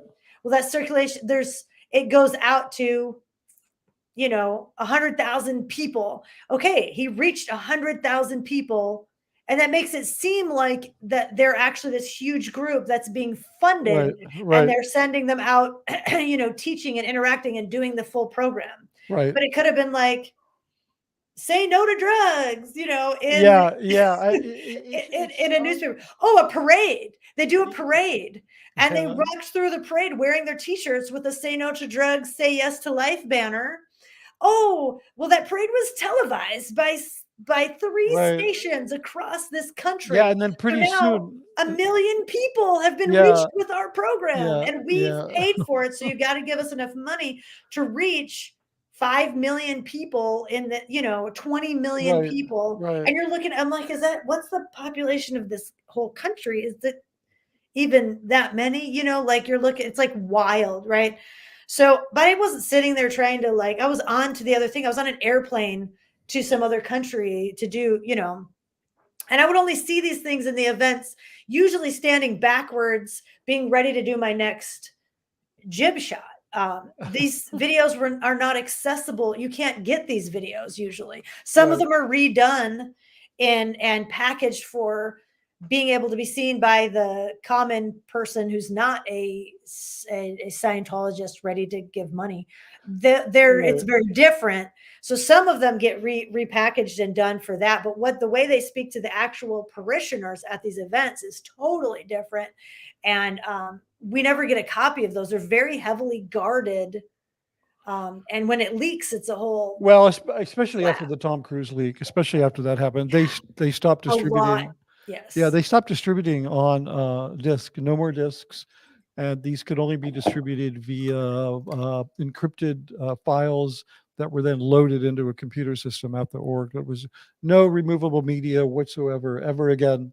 So yeah, I think along the lines of what you're talking about, my favorite one was The Way to Happiness, L. Ron Hubbard's book on common sense, whatever. But one of the Common Sense precepts, Guide to Living. yeah, Common Sense Guide to Living. Thank you. And one of the precepts is do not murder, which I think you don't really have to teach that. Uh, everybody agrees that murder is bad, except for some sociopaths and then people who flip out and kill somebody. But supposedly, by telling people not to murder, they won't. Reduce the crime statistics. There Yeah, are but do you remember videos the one? Remember claiming the that they've dropped the crime statistic right? But hold on. in Remember country. Colombia? Remember Colombia? Yeah. The murder rate went down because of a Way to Happiness campaign. It went down an unbelievable amount. Like we're talking, the murder rate dropped by like 60% or something. Well, the initial story was there was then another story afterwards in Colombia, but the initial story was Colonel Prado, Right? Who gave who Dave the was medal? was it Right? him that Yeah. finally did? No, I think it's a different guy Oh, that okay. finally Okay. gave the medal. But years before that, there was a guy named Colonel Prado, and Right. he had this. He'd been a helicopter pilot for the Colombian police, and the Right. Colombian police are very well funded, very well organized, and they take a lot of pride. They do a lot of work to take care of their police officers that we don't do here in the United States. I Right. went there and I filmed his video, so I was like in there embedded with his police officers flying around, and this guy, Colonel Prado, he took his section of Bogota and he said, well, I want to have a different approach to policing. I want the police to feel like they serve the people, and I want them to be friendly and communicate. And I'm going to knock off all this stuff of like, look, we caught this drug lord. Let me take pictures of my foot up on the guy. And like, he Right. knocked all that stuff out. He made sure if you were a police officer, your family got school. And this was a big thing from the government. And there was this huge push with all these forces, right? And then he was like, Right. oh, this Way to Happiness booklet's cool. It teaches people like be kind, and the kid teaches kids brush your teeth. It's like, Yeah. you know, be nice to each other. He's like, this Right. could help me. I'm gonna give this out. And he thought, well, if people give this non-religious book, because it's billed as a non-religious book, if we give this out to people, it can help in the effort of the people feeling like they can trust the police, and the police not seeing the people as combatants and enemies, Right. but this working together mentality. So he passes out booklets, and he gives these guys, they can choose to pass out these booklets. And then, you know, he does all this stuff. And then, so the crime rates did go down in his zone of Bogota because of his personal attitude, because of a lot of work by different people within the government in Colombia, because of a whole bunch of stuff. And it all was credited to the Way to Happiness. And then they took this guy onto the Freewinds ship and wined and dined him. And then there was all this fly them to the Caribbean, and then fly them to England, and fly them to America, and like all this stuff with this is just like a police guy who's like, oh, wow. Okay. And this film crew's going to come from America and film me. This is cool. Right. Right. But Right. the whole premise was that it was just this booklet, when it's very unfair to and isn't plausible that could be the case, because you have a booklet that says do not murder, that now all of a sudden, and then they were then that developed into other guys that they got on board, and then they actually took credit for disbanding like FARC and the Right. ending guerrilla Right. warfare Right. Yeah. Yeah. That's a very complicated political story, but from they passing actually, out a yeah. booklet, from passing Yeah. out booklets, which Yeah. yes, they did pay to have those booklets paid for and printed. Oh, But who did the church of yeah, Scientology the church. paid for these Well, booklets. yeah, they have one of the massive facilities, which is part of the power structure of Los Angeles. It's called the Dissemination Center, and they have, if you want to see something impressive, go to the Scientology.tv and watch their documentary about the Dissemination Center, and you'll see they've put together this facility that is so efficient and so cost effective. They can publish, they can print millions and millions of these books, and It they can also helps if you don't pay your workers. yeah, and well, of course, everybody in there is making 40 cents, an hour or something ridiculous. And, and they're long hours, and there's no windows, and the place is noisy. It's incredibly well designed. But my point is they're run so fast and so efficient that they can just take a couple of pallets of those books and just deliver them anywhere. And it costs practically nothing. And then it's used to fuel these stories that are then used to convince parishioners that Scientology is doing all these good things. And again, we're back to money, to donating money. So I remember the story about the FARC. That was amazing. Yeah. Yeah. Yeah. I mean, really big claims. And then there was a medal given out. And then I think that there's investigations being done into within Colombia, within the individual whose name I've forgotten, the one who gave Miscavige the medal, who flew to the Freewinds to like Aruba to give the medal out. It was not given out in apparently, Colombia. apparently I don't have the exact specifics right here, but he was retired. He was not in any kind of official position to actually give that medal. And then a board of high-ranking military officials got after the guy for having done that. So it was completely legit. This guy was retired. He got his uniform out of mothballs and like pinned a medal on Miscavige. It's just pretty amazing. Okay, so we're at Scientology Media Productions, right? And things are going a little crazy there because Miscavige, he makes what I believe is a fatal mistake, is he brings in all these young people from FLAG that were trained ethics people. He calls them an establishment team. and they were just some of the nastiest people I ever met. They don't really know who I am. They don't know who you are. They don't know that we've been, that you're one of the top people traveling around the world and shooting these propaganda films. And I did the technical training films, and was, pretty much saved gold in its early, back in the early 90s, and got it really going. They don't know any of those.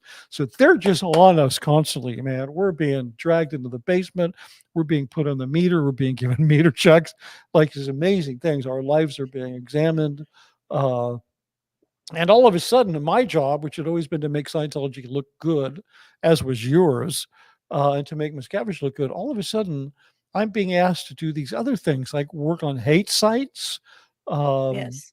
when Marty Rathbun, one day, Miscavige walked in the conference room in the broadcast building, and he said, "Marty's back," and I'm like, "Oh boy, some nasty deal must have been made." There's always this question in people's minds about Marty Rathbun. If you don't know what I'm talking about, he was, the number 2 guy who left around the same time Mike Rinder left. And Marty was one of the most outspoken critics against Scientology and Miscavige. And then eventually he turned on everybody and became the most outspoken critic against the critics of Scientology. That's a whole long story. There's been some question as to how much Miscavige and the church had to do with that. They had everything to do with it. I mean, we were sitting in the broadcast conference room, and he walked in and said, "Marty's back," and then immediately said, "Mitch, I need some planning. How are we going to shoot this? We're going to do interviews." I never did them. I did the planning. I went back to gold. Somebody else did it. But I thought what did you know about that? About Yeah, so I was told the same thing, that he was back, that some sort of deal was done. I wasn't. No one Right. ever said exactly what the deal No. was. Right. I believe the information is that someone had surveilled him and gotten some blackmail type video of him, something that they could blackmail him with, and so That's he. one story. I'm not sure that that's true. I don't know. It Uh, it doesn't really matter. Like yeah, the it doesn't. guy, whatever he turned, and not only turned, like got silent, but started then attacking the people who he was Yeah, Mike and everybody. he had become friends with, and like did an Right. about face, and um did these videos. So I was asked to work on some camera planning for Right. that type of thing, but they were not going to send anyone, because he's a big bad SP, who they believe if you're in contact with him you could get sick, Yeah, it's like or cooties. you know Like SPs have yeah, cooties. Yeah, they have it's SP cooties. SP is a communicable disease, Apparently, which apparently. apparently is maybe kind of an epidemic at the moment. Yeah, Sea Org It's members, spreading. Scientology in general, but Sea Org members are, yeah, epidemic. Exactly. We're in the second pandemic, which is the SP Yeah, pandemic. the SP pandemic. Yeah, exactly. Yeah, but um, these are very fragile Hopefully, people. someone can figure out a way to give you a shot against the SP cooties that you Yeah, can get. yeah. But as of now, you are still exposed. So I was not allowed to be exposed to it. I don't know how I caught it. Maybe I caught it from you, Mitch. No, I And don't think so, because I I don't was back at know. Gold, and we were not in Maybe you communication. caught it from me. I don't Well, no, know. because if you remember, you left in like 2020. I think I was still doing a little bit of Same work time. for them. Maybe it's transmittable over space and time. I don't know. It could be. It could be like a multiverse, like multidimensional.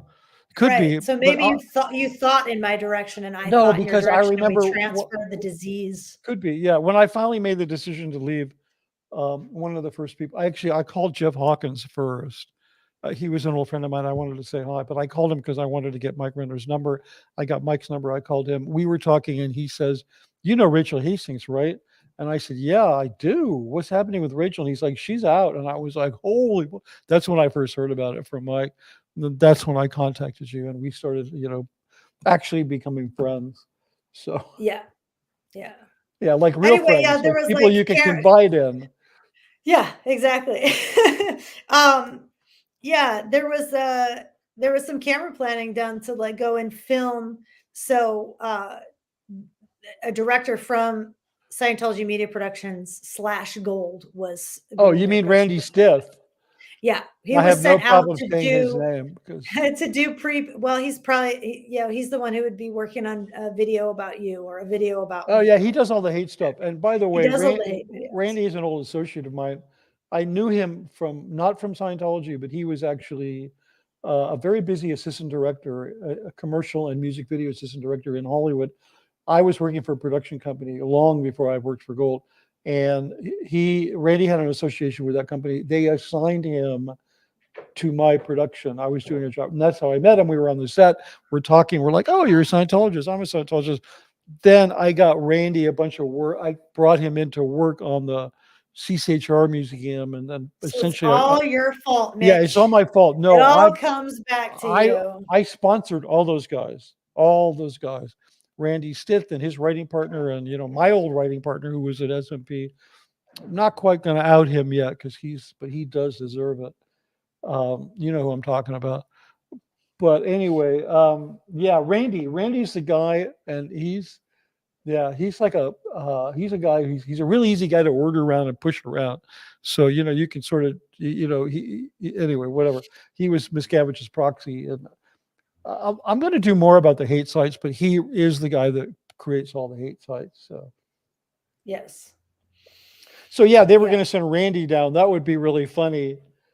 Yeah, they should have sent me down because Marty and I hate each other. That would have been really good because we had a lot of track. I mean, I just hated that guy so much, and have just because of how he treated people at Scientology. Because when Dave was in Florida handling the Lisa McPherson case with Mike, Marty was stayed at Gold, and he just had, Marty Rathbun is what I call an emotional vampire, and his blood was the fear he could create in other people. So when he was hungry, he'd just show up and just try to strike so much fear, and he would just drink it in because that's what he did. So I always hated him. So yeah, I would have had fun interviewing him, but I was not qualified at that point because I was a bad boy. I had a personal life which was not up to the ethical Well, standard well, of Mitch, here's yes. the thing. I'll stop you there. The one thing I think to recognize is that it has nothing to do with you, right? You Oh, weren't in trouble because you have a personal life. It no, it no, I know actually that. I know it that. actually has nothing to do with you. It's a part of the manipulation. The thing is Yeah, that totally. the system is built where an ethics officer, a person in ethics, or the person in charge of that area, right? Right, They're statistic, and everything's based on statistics, and your statistics have to go right. up every week or you're in trouble. If your statistics are down, you could end up eating just rice and beans. If your statistics are down, you're not allowed to go see your family. If Yeah, and maybe if they're it high enough, happens that they're you can kidnap a bunch full of orphans, blind orphans, and addict them to heroin, and you'll get a pass.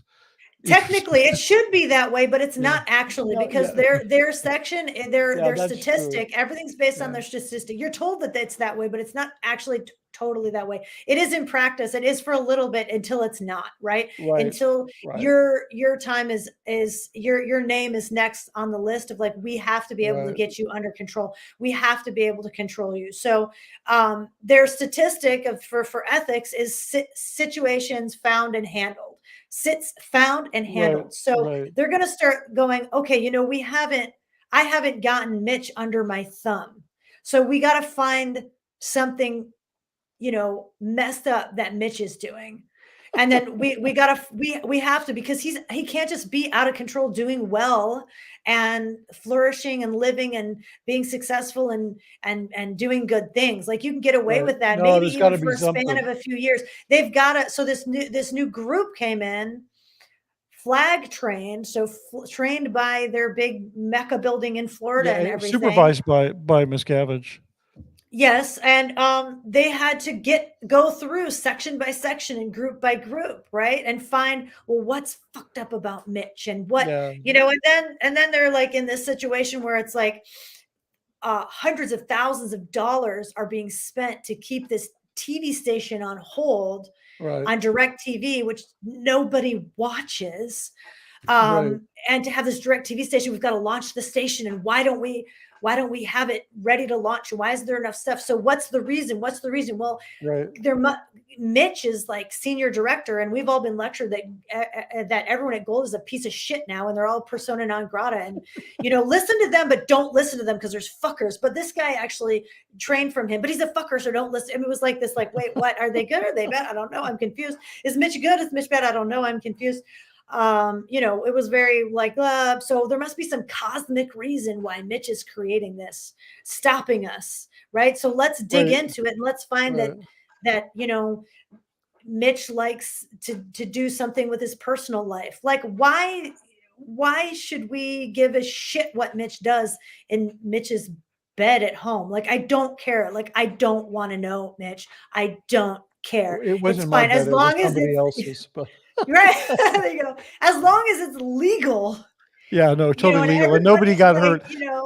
And nobody's gonna die, right? It's legal and nobody's gonna die. Like, do your thing, and it has nothing to do with you. Like the fact that they had to go into finding something stupid like that and they couldn't figure it out with what your actual job was, I think you should take it as a compliment. And I just want to make sure it had nothing to do with you. It wasn't you, Rachel. Wasn't you. Yeah, thanks. I appreciate that. I do laugh at the whole situation now, even though there's plenty of reasons to not laugh, but those are all financial and stuff. But another part of my downfall there was that the Danny Sherman, who passed away last year, he was the official L. Ron Hubbard biographer, and Danny, he had some physical problems. As a result of that, he became terribly addicted to opiates, and they kind of put their foot down. You remember all this? Yeah. No, or did they keep it that secret that you didn't know? They kept it secret. Wow. They kept it secret enough that they would never let. I mean, dude, I was not allowed to take Advil. So you can't have a guy addicted to opiates. Like no one was allowed to take that stuff. Yeah, he was speaking at international events, completely loaded out of his mind, and then pumped up on steroids because that was hidden. If I had known that, I would have been like, I'm walking out the door now. Are you guys? Do you remember when he used to throw those tantrums and those fits and get really? Yeah, he was completely just drugged out of his mind. He was up at Gold, and he used to wave like a 38 in this woman who was my quote unquote senior, Amber O'Sullivan, who was, I don't know if best describe her as a pit fiber or a dragon later, but she was one of those two things. And Danny hated her. He used to wave like a 38 in her face. He was like really out of control. And then at one point we were all at S&P, and I knew about his addiction, and he and I were close. And they put their foot down and they said, no, we got to get Danny off of drugs. And Danny said, well, I want Mitch there. So I had to be there every day with him. We had a detox doctor. We were living in a rented place in the wine country in Malibu. Did you know any of this? Only after you told me. But at the time you didn't know because meanwhile, Mitch, he's writing speeches about the drug education program to keep people off of opiates, and writing in such a way that was very like condescending, sometimes racist, sometimes white savior like. And we go into the place with these poor, unfortunate people, and we save them with our drug education and our drug rehab program. He's writing the speeches about this stuff. Yeah, I watched this guy, Rachel. I watched disgusting. This guy. Yeah, I watched this guy write an entire IAS speech, 3.5 hour event in under 3 weeks. The entire event, write it while he was recovering from drug addiction and out of his mind. He was such a moneymaker for them because then that event, they would produce it and they'd make millions and millions of dollars. So they were getting him off of drugs. And you probably don't remember this, but I was just absent from the studio for most of every day or hours a day because I was with Danny helping him through his drug addiction. We were literally, they rented like a place out in the wine country in Malibu, right? So we spent a month out there while he withdrew. We had a doctor coming in. I'd go out there and cook dinner, and we'd play Scrabble, and I'd hold him while he cried. And then they're like, okay, fine, you're going to be his twin on the Purif. And nobody could know he was doing a Purif. So they put like a little portable sauna. They rented like a movie star house in the Hollywood Hills above Sunset Strip. with like a jetliner view, and because nobody could know that Danny was doing a PRF, right? Because he had to be kept. He couldn't do it at a Secret. regular. Yeah, he couldn't Well, do yeah, it. because they couldn't let anyone know that he was No, he addicted to couldn't. drugs. Celebrity Like it, Center. Yeah, at Celebrity Center, they have a very exclusive purification program with a VIP entrance. But they couldn't even do it there. no. They had to do it in a private residence. So then fortunately, it was near my house. I didn't need to do another purif. I mean, I did it 3 times, but I'm like, you're his twin on the purif. And then they had people come down from Gold because that would keep it secret. And then they supervised the purif. And then my staff's like, I was like not in production. Then HCO got a hold of me and they're like, what the fuck is your problem? I'm like, but You're like, I'm babysitting a drug yeah, addict that and you're like, hiding. I'm being ordered by RTC that you need to do this with Danny, but nobody's saying you don't have to do the same amount of work. You have to spend 6-8 hours a day working on the Dan Sherman Well, it's project. the perfect opportunity to get you under control and try to find Yeah, I some, guess, but then create some reason for why when you that could be yeah, to be smashed down, yeah, right? exactly. Because But then when that happened, I got the dreaded call. Your cell phone rings and you get a call and it's like, Mitch, come to HCO. That's all they say. They just say, Mitch, come to HCO, and then they hang the phone up. It's just the most coldest call you'll ever get. And you go down there, you're like, what's up? And they're like, sit down, pick up the cans. And then you've got some 22-year-old kid who's just just ripping through everything about wanting to know everything in your entire life. And the next thing you know, you're like, I'd been in Scientology for what, decades, and I'd worked for the yeah, church for almost 30 years. I'd never had a comment. I'd never had a court of ethics. Within a course of a year, I had 2 comments and 3 court of ethics.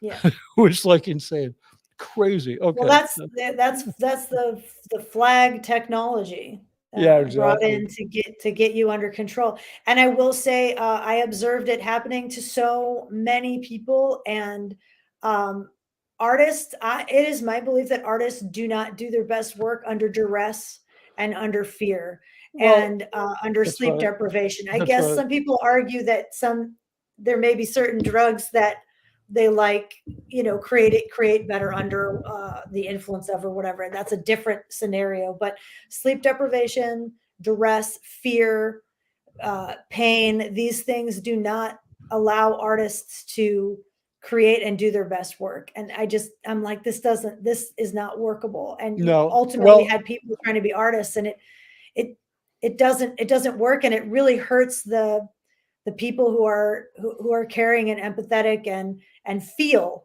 which is artists. right, You need right, artists who can right, feel. You can't have them be dead to the world. That doesn't right. that doesn't work, right? So I was like, this is a situation that Yeah, just yeah. And then doesn't doesn't work and is just wrong right. I mean, I don't know if you also. ever heard this, but one of Miscavige's little pet sayings, maybe this was just back when I was at Gold, was, speaking to the creative people, all you guys ever do is comply, and compliance is not art.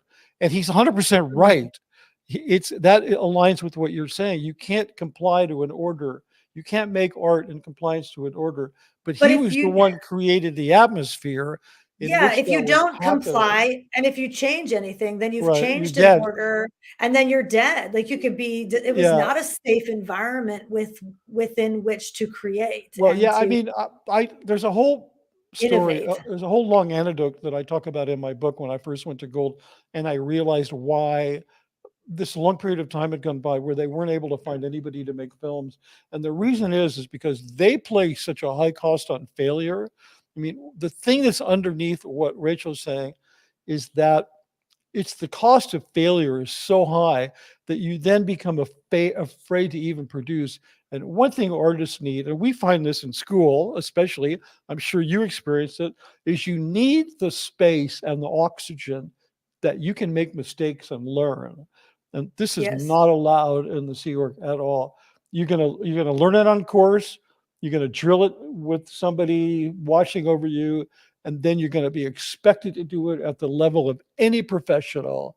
And if you can't, you're toast. So, And toast means like if you make a mistake and the mistake could be that someone just doesn't like something about it, right? Like yeah, why is she wearing a red dress? This actress, Right. why is she Right. wearing a red dress? She shouldn't be Right. wearing a red dress. Well, why? Right. Because it doesn't fit. Her hair's And too here, let short. me She looks butch. yeah, no, right. Like, I mean, this stuff, right? And it doesn't Yeah. just mean you get yelled at and berated or called up in front of everybody and humiliated. It also Right. means you might not have food that you can eat that is healthy that keeps you surviving. You might have to only eat rice and be provided only rice and beans.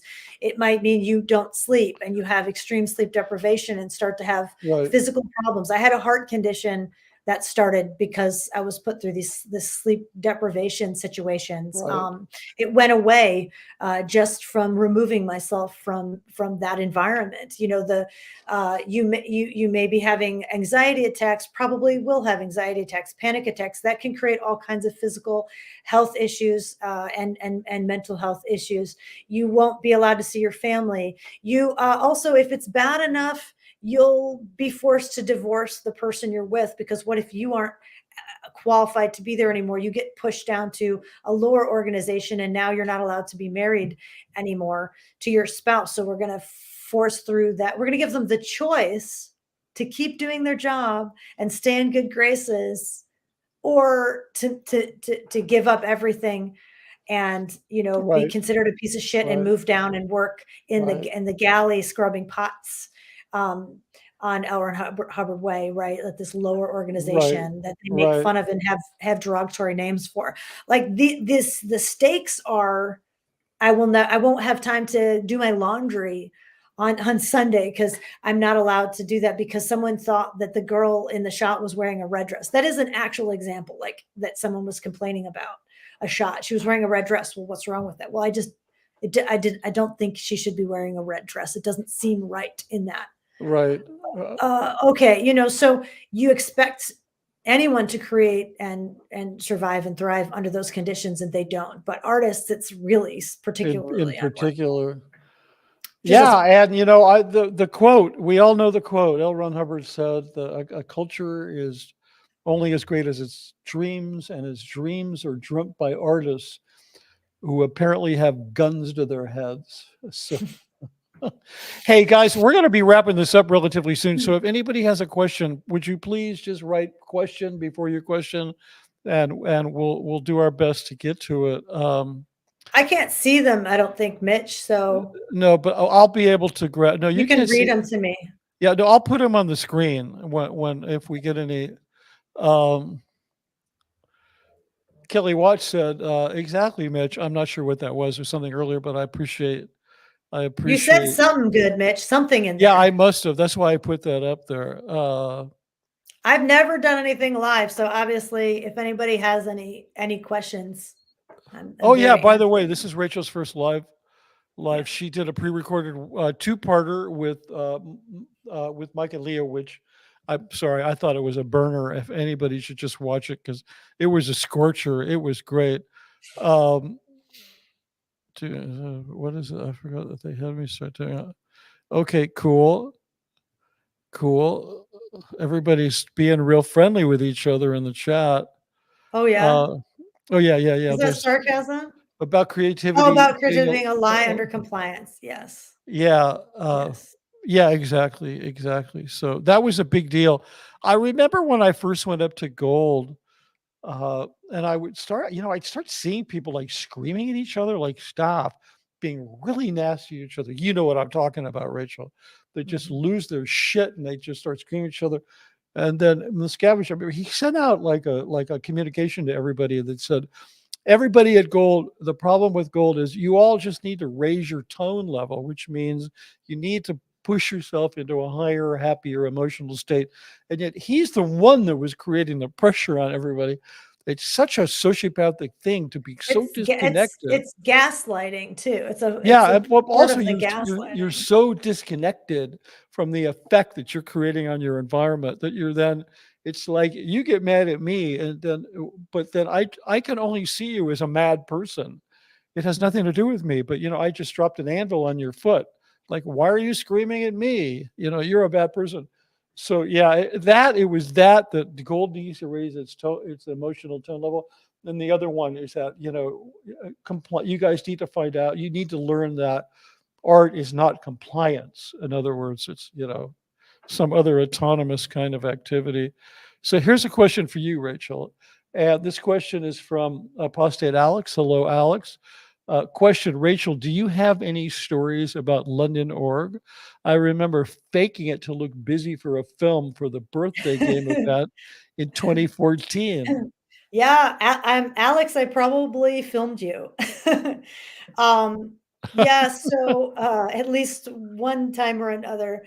Yeah, so the churches, otherwise known as the orgs, they would be filmed for the birthday game, which is a big statistic race. So the church with the most statistics for every continent would be in a top place and would be flown to Florida to be in the event and would get they had a racehorse theme and they would actually get racing silks with their church's colors on it and be celebrated and everything. And then the top three of the world would be the top three orgs in the world, right? So they had to be filmed looking full, and it was something that I was continuously in arguments about.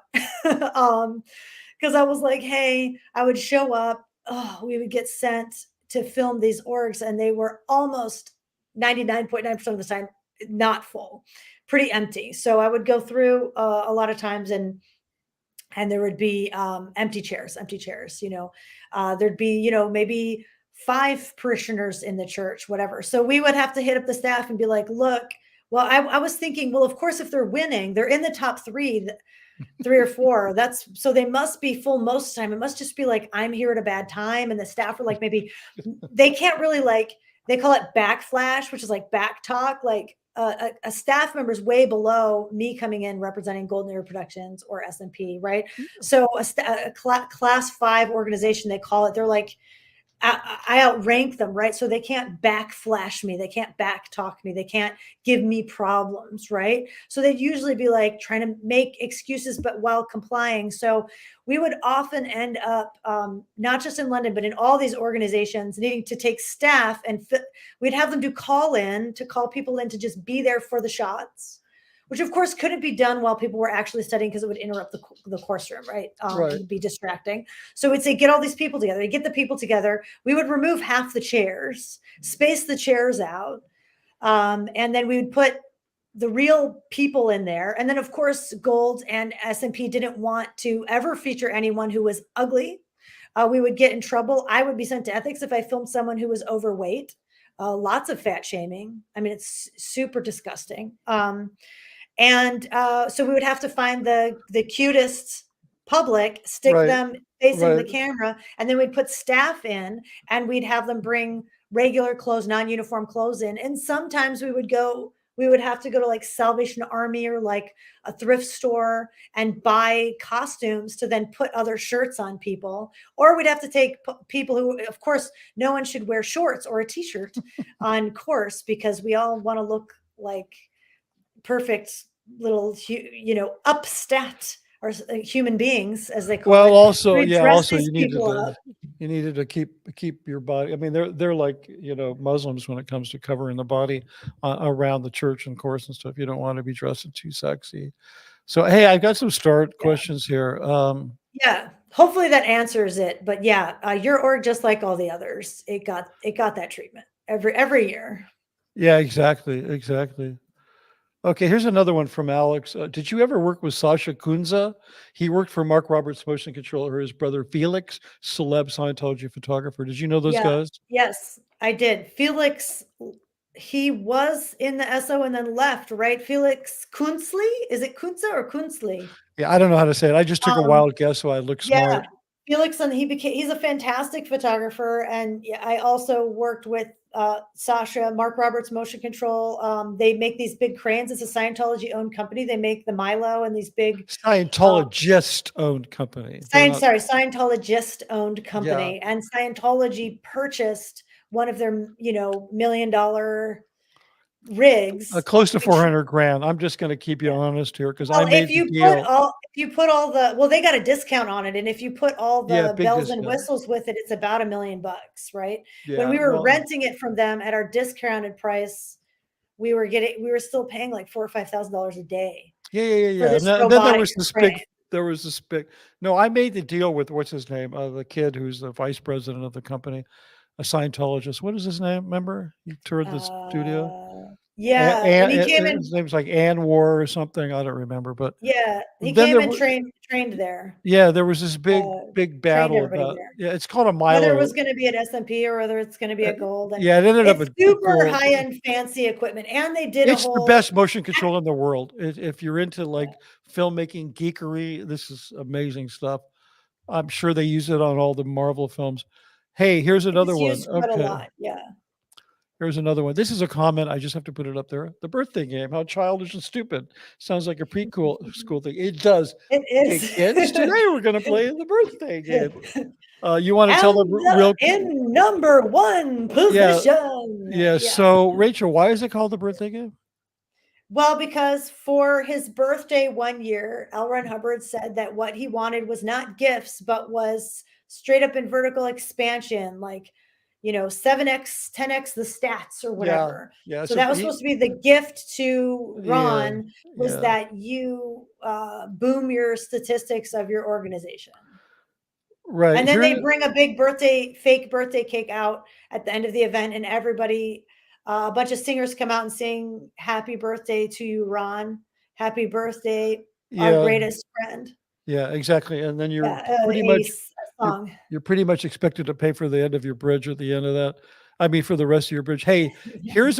here's a comment, a question from my friend Selena over there in Wales, and she says, "Rachel, did you say that you were artistic or autistic? I may have misheard. I'm both." Okay. Oh yeah. So as far as I know, I said artistic. As Yeah, far as I know, I am not autistic, but I but you're do autistic friendly. 100% Yeah, autistic friendly. I have yeah, a crew that work with me who are both artistic and autistic and nice. are brilliant genius artists. But in Scientology, one would be quite discriminated against for being autistic and creating an environment friendly to something such as autism, or that would not be accommodated for, and um, it's not an environment friendly to that. Yeah, Unfortunately. yeah, Selena. I recently saw a documentary on her. She has a shop. Oh, forgive me, a coffee shop in Wales, and it has I'm going to embarrass you now, Selena. It has a like a chalkboard in front where you'd write the daily specials and stuff, and on the chalkboard it says autistic owned, and I'm like, oh, I want to go there. I thought that Let's go was to Wales. I want to go yeah, too. yeah. She does a whole bunch of stuff. She gets like grants from the arts councils in Wales and does work with what do you call it, she's going to kill me for not remembering, for neural atypical people. Like she's works with raising money to support artists That's in cool. So that's yes like real charity work, real nonprofit work yeah, that and does and she's real not good in the talking about world. it. She's not being followed around by a video crew. um, Yeah, and not that there's anything wrong with that. I mean, I do film for nonprofits, for government groups. There's very good work that there yeah, are but documentaries that can teach people about, that can create empathy and bridge the empathy gap. We can do very good things, but most of the time, if I'm working with an organization now, they're very concerned about being authentic and genuine. yeah, of course. Yeah, of course. Because, like George Burns said, the most important thing is sincerity. And if you can fake that, you got it made. But anyway, Yes. that- that's a joke. Okay. So, hey, here's another one from Alex. He says a comment. I got weight told off once for not being tone 40 about a gold shoot. That means 100% on board, enthusiastic, etc. It was getting in the way of book sales. Someone from Gold made it very clear that it's a suppressive act to get in the way of a gold shoot. So Yes, I'm sorry for that. I apologize to anyone who got yelled at or screamed at or given a hard time or felt pressured by me directly or indirectly, because 100% a line would go around. These orders would come out before I hit a continent or an area that would, because they say one of the suppressive acts is cutting across dissemination lines, or not Right. supporting, Right.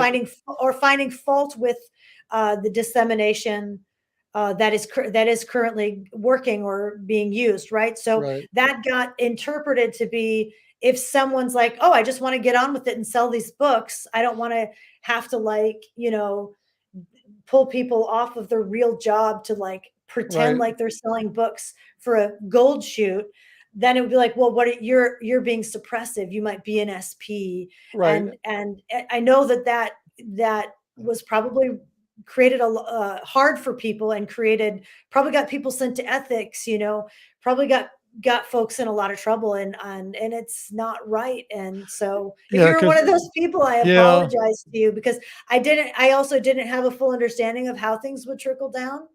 And as I started to learn more about it, it sucks. I feel crappy about that.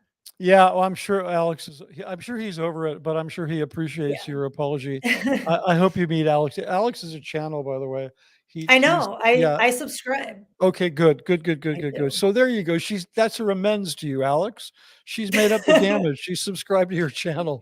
So there you go. This is an interesting comment here. Can you believe that people outside thought that Scientology was like Greenpeace? Clearly not only a prison of mind, but also torture. They have no clue of humanity.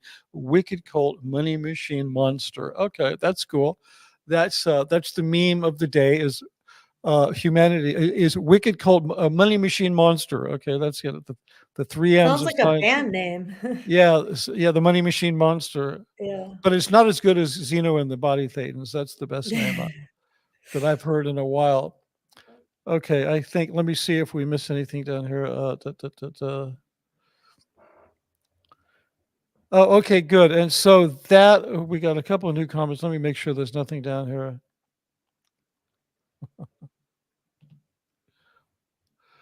Okay. So Alex says, you don't have to apologize, Rachel.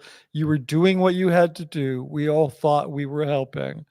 There Thank you you. go. And you got a sub out of that, Alex. So it really worked out. Oh, Alex, look at this. So sweet of you, Alex. You both rock. We'd love to talk with you sometime, Rachel. Absolutely. Hit, I've traveled all over yeah, the UK. hit him So up. Go on his channel. yeah. He's incredible fun to be with. He's super smart and always makes it a good time. Okay, this is it. Somebody else at Rexican, Master no stranger than Elizabeth Moss in Handmaid's Tale or Laura Prepon, and Orange is the New Black. Yeah, I'm not sure what this means. Anyway, now Alex, go to star. This is a great stream. I wonder if it would help Mitch out if he gave permission for Alex or Goldie to start questions. Amazing. Yeah, absolutely. I can need all the help I can get because I'm not only old, but I am slow. So, so anyway, that's a joke. Okay, good. Here's a question. My friend Jenna from Cali wants to know, Rachel, are you starting a channel? Right now, I didn't have plans to start my own channel. It seems like there's quite a few channels out there, and Yeah, I'm but we happy would. to support the other channels. I work in an industry where I don't work 9 to 5. We have really crazy hours, and additionally, I have kids and foster kids. So yeah, I don't know that I would be able to stay with it enough to make it occupy a big enough space of corner of the interwebs to make it really worthwhile. To keep it regular enough. Yeah, Uh, plus yeah. Rachel, come on, you admitted this to me the other day. When it comes to, we Hmm. all on YouTube, we're using basically consumer equipment. All Ugh, this stuff, it's all consumer equipment. And as yes. you found out, you suck at consumer equipment. If you don't have a I suck at $300,000, consumer. Oh my if you God. don't, or if you aren't holding a $300,000 camera and you have a crew around you, you're just like a mess. You couldn't even get your shit in focus, for crying out loud. But guys, don't worry, I'm working on her. Autofocus. I'm working on her, and there's going to be a Rachel channel. You just watch. We actually talked about putting a studio together where we could both be in the same studio and bring people in, and whatever. We've had I think it would be cool to do, like me going down that rabbit hole would be hard because it drives me nuts that we're both in medium shots the whole time. Yeah, I know. It's We like, want to do like a 4-camera shoot with a switcher. yeah. Yeah, because I mean, we've been on here for almost 2 hours. We're pushing, 2 hours, and we're like at one shot, and that's just like that's Oh, kind of it's like bad statistics. We should I, have I at least know. 16 CNPs a day, Mitch. Yeah, I know Sorry, that was my statistic cut in print. Like, that yeah. was my Well, that was statistic. that wasn't mine, but I was responsible for making sure that the crew uh Got that. but mine was like finished films, so I had an easy streak because all I had to do was I didn't have interim, I didn't have to worry about weekly statistics for years and years. Somebody did them for me and just turned it in. I didn't even know what my statistics were. Literally. And then I think my statistics were keeping David Miscavige relatively happy with gold. I think that's what it was. Anyway,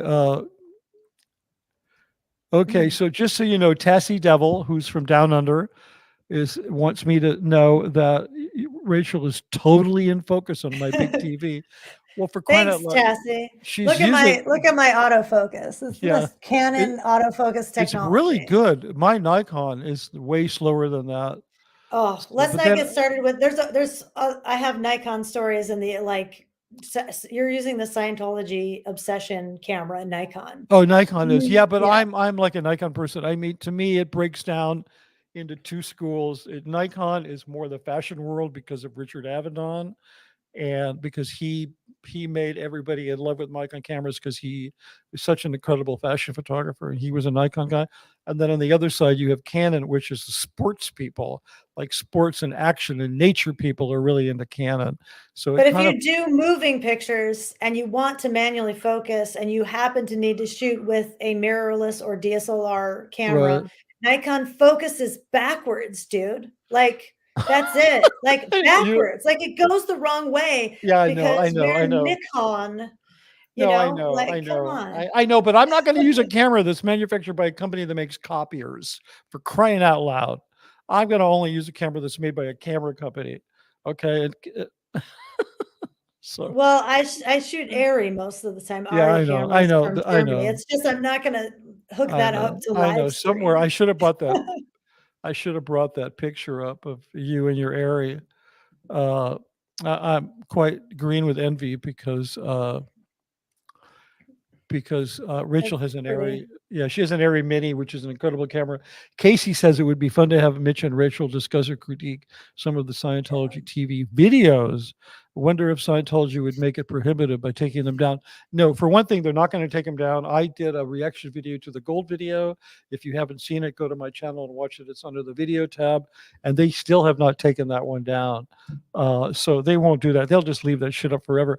Now I'm trying to think of, well, I do have the ad. We could at a later time, the ad that you and I worked on, the Super Bowl ad.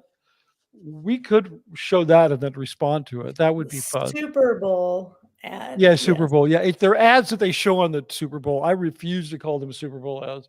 They're just I actually shot something this past year that actually aired in the 2023 Super Bowl. Nice. An ad? For real, not an ad. No, it was an interview based piece. With for what? It We played on want to Fox know. Sports. I'm sorry? It played on Fox Sports it was about DeMar Hamlin who had collapsed on the field. Oh, right. And you Yeah. worked on that. That's fantastic. Yeah. I DP'd all the visuals portion of it, all the stuff that was shot in LA. Oh, nice. Yeah. Yeah. So that's my real, but they didn't say Super Bowl and then not played in the Super Bowl. So you were like watching the Super Bowl, like played during the Super Bowl. Right. Didn't just broadcast to local places and to make Oh it yeah. I seem mean, like they it buy was those ads. grander. The ads that Scientology runs, they buy in what's called Locally. spot markets. They buy in it's usually 5 markets. It's usually like LA, San Francisco, Chicago, New York, and that's pretty much it. Everybody watching it who's in Scientology thinks that they're being seen by 3 billion people, but they only buy those ads where they have Scientologists. Now, Jacqueline Leach, no relation to Donovan Leach, is she's actually curious. There is so much information out there now because of social media. I'm absolutely certain that from everything that I have heard, that PTSD and related psychosis is a worded. Okay, I'm sorry, Jacqueline. Sorry, because of social That media I and don't. research. I'm not. Did you forget to finish that sentence? Is a worded.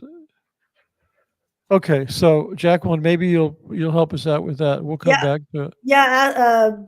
Hit us up. I don't understand the question, but I would like to answer Yeah, yeah. it. Selena, my autistic friend, says she has a 4K 4K GoPro. GoPro. Not sorry. Okay, good. Shh. Okay, Rachel, this is from Amanda McClellan. Rachel, has Scientology tried to contact you since you started speaking out? Well, you do have a pretty good story about getting your stuff back from them. Yeah, so I mark and clear through a credit. Hey, good dog. Sorry, my dog's like, why aren't you petting me? I did get a credit. I worked on the Serge Obolinski documentary. Um, so they threw a credit for that, and then I started getting contacted a little bit because they were like, "Whoa," and I think you hear my voice in the video at one point or something. So um then I was contacted. There's some people started contacting me like, "Hey, how have you been?" Like people who used to know me. "Oh, I just want to hang out. Let's hang out." And then one person came and saw me at a film festival, and then waited for everybody to leave. I was there with a nonprofit organization and stuff. I had a film play that was playing. I'd worked on a film that was playing in the festival, and contacted me afterwards. Like waited till everybody left, and then stood like after midnight by my car and what like kind of like stopping me from like leaving, and then like started talking to me about how they were like totally just here because they're worried about me and we're not at all sent by OSA, and then proceeded to explain to me how Scientology is very pro-gay and nothing's wrong with being gay, and how it's all changed, and how they even took the anti-gay stuff out of Dianetics and Science of Survival, which then I went to Mitch's house and looked it up in his books, and it's still in there. Yeah. Um, but man, I was like starting to be like, was this just me? Like the gaslighting, and they don't use the word gaslighting in Scientology. So I was like, I have some epiphanies after leaving. One, Right. gaslighting, amazing. Like if you are under the radar and watching this, please look up the word gaslighting and Right. educate yourself as to what it is. Because whoa, um, like mind blown, right? I'm like, this is gaslighting. And then Advil's amazing. Like I wasn't ever allowed to take any like painkillers. Advil's like, what? Wow. I'm just saying. And that's about as hard as I get is Advil. But anyway, yeah, so there was that. And then someone contacted me on my phone and said, "Hey, I heard you want, we just wanted to get in touch." And so my wife, it was the security chief from the International Liaison Office, which is that big building, tall building with the yellow Scientology sign on Hollywood Boulevard. And they had been holding my stuff that when I left, and a lot of the stuff that was my mother had passed away, and I had a bunch of stuff from her storage unit that was there, and I had not been able to get it back because to get it back, I would have needed to come and sign a bunch of documents and do their security checking interrogations and do all the stuff to like properly route out, as they call it, properly quit the job and leave. So my wife's like, "You're not calling them. I'm going to call them." So my wife calls them, was like, "Hey, I'm Rachel's wife. So yeah, we want to get her dead mom's stuff. When can we go get it?" Right. So she arranged a time, got a Navy buddy to come with her because I was like, you shouldn't go alone. She's like, "No, I'm not going to go alone." Brought a Navy, and she's Navy, former Navy, 23 years in the Navy. So she and a Navy buddy went, and they loaded up the stuff in a truck, and these guys are like Navy, like military trained. Like she's done tours in Bahrain. She was an MA, which they took the word MAA from that, Master at Arms, but in the actual Navy, it's called MA, and MAA would be Master at Arms Apprentice, which is what they call an ethics officer in the Sea organization. So my wife's like, "Why do they call it MAA? That's Yeah. like an apprentice. Like, Yeah. why do they call it that?" So she actually is trained as an MA and did 2 tours as military police, one of which was in Bahrain after 9/11. She's like, So "I've been you sent her down as your emissary to yeah, with retrieve another your Navy thing. buddy who's like totally like weapons trained, combat trained, Yeah, and everything. he So wouldn't have been went as like a legally bodyguard. carrying a weapon with he, would he? By any chance? I mean, Maybe. he does. He legally can. Yeah. So maybe he was armed when he went down there. I mean, I'm I just didn't see saying. it. I I don't know. was. But Who knows? yeah. Legally, he can. Nothing was going to happen to her. Right. I can tell you that much. But then they came. Kirsten came out of the woodwork The to be security there to. chief for And my PAC. wife's like, "Who's this chick? She's not here to load boxes, obviously." Oh, and I recovered this painting behind me. That was my mother's. Oh, It's actually nice. from a famous artist whose name I can't remember, and my mother died, and we have 4 prints of it, and it's a famous artist, and the signature is like scribble scribble. But my mom had these 4 prints of this famous artist. My mom grew up in Europe and isn't afraid of nudity, so she loved nudes and studied fine art nudes and stuff. Well, So anyway, I recovered that because they Go were holding this art and all these possessions of my mom's, and then Kirsten was there and was like saying all this stuff to my wife and trying to get her to convince me to come back and come in and finish the stuff we were mid, and then oddly enough started speaking in the same language, using the same wording that this guy 2 weeks before had come and said, "Oh yeah, me and my friends who know you, like, we care about you and we're just really worried about you, but I'm not sent by OSA." So then an OSA person shows up and goes, "Hey, Rachel's friends, they just miss her and they're really worried about her." Like, oh, they just happened to say the exact same words, right? And then my wife's like describing this to me afterwards. She's like, "I think they messed up because then they were like, her and the security guy were like, yeah, so and so, some guy you used to know, is trying to get permission from us to talk to Rachel because he's worried about her, and he's the guy that like just is a parishioner. He doesn't even work for the church." She's like, "Why would a grown ass man need permission from these people at their church to talk to you?" She's like, "Did they know that made us Navy people think that they're like super weird and scary?" And then then she was like talking to my wife, and my wife's like, "We're just working, we're busy, we're doing stuff, right? And we just want our stuff back." And she's like, "Oh, I know. I Googled you." And she said she told her like 3 times to my wife, "I Googled you. I Googled you." So my wife's like, "Okay, cool." But my wife's like, "Hey, I've been in Bahrain, like where everybody wanted to kill me.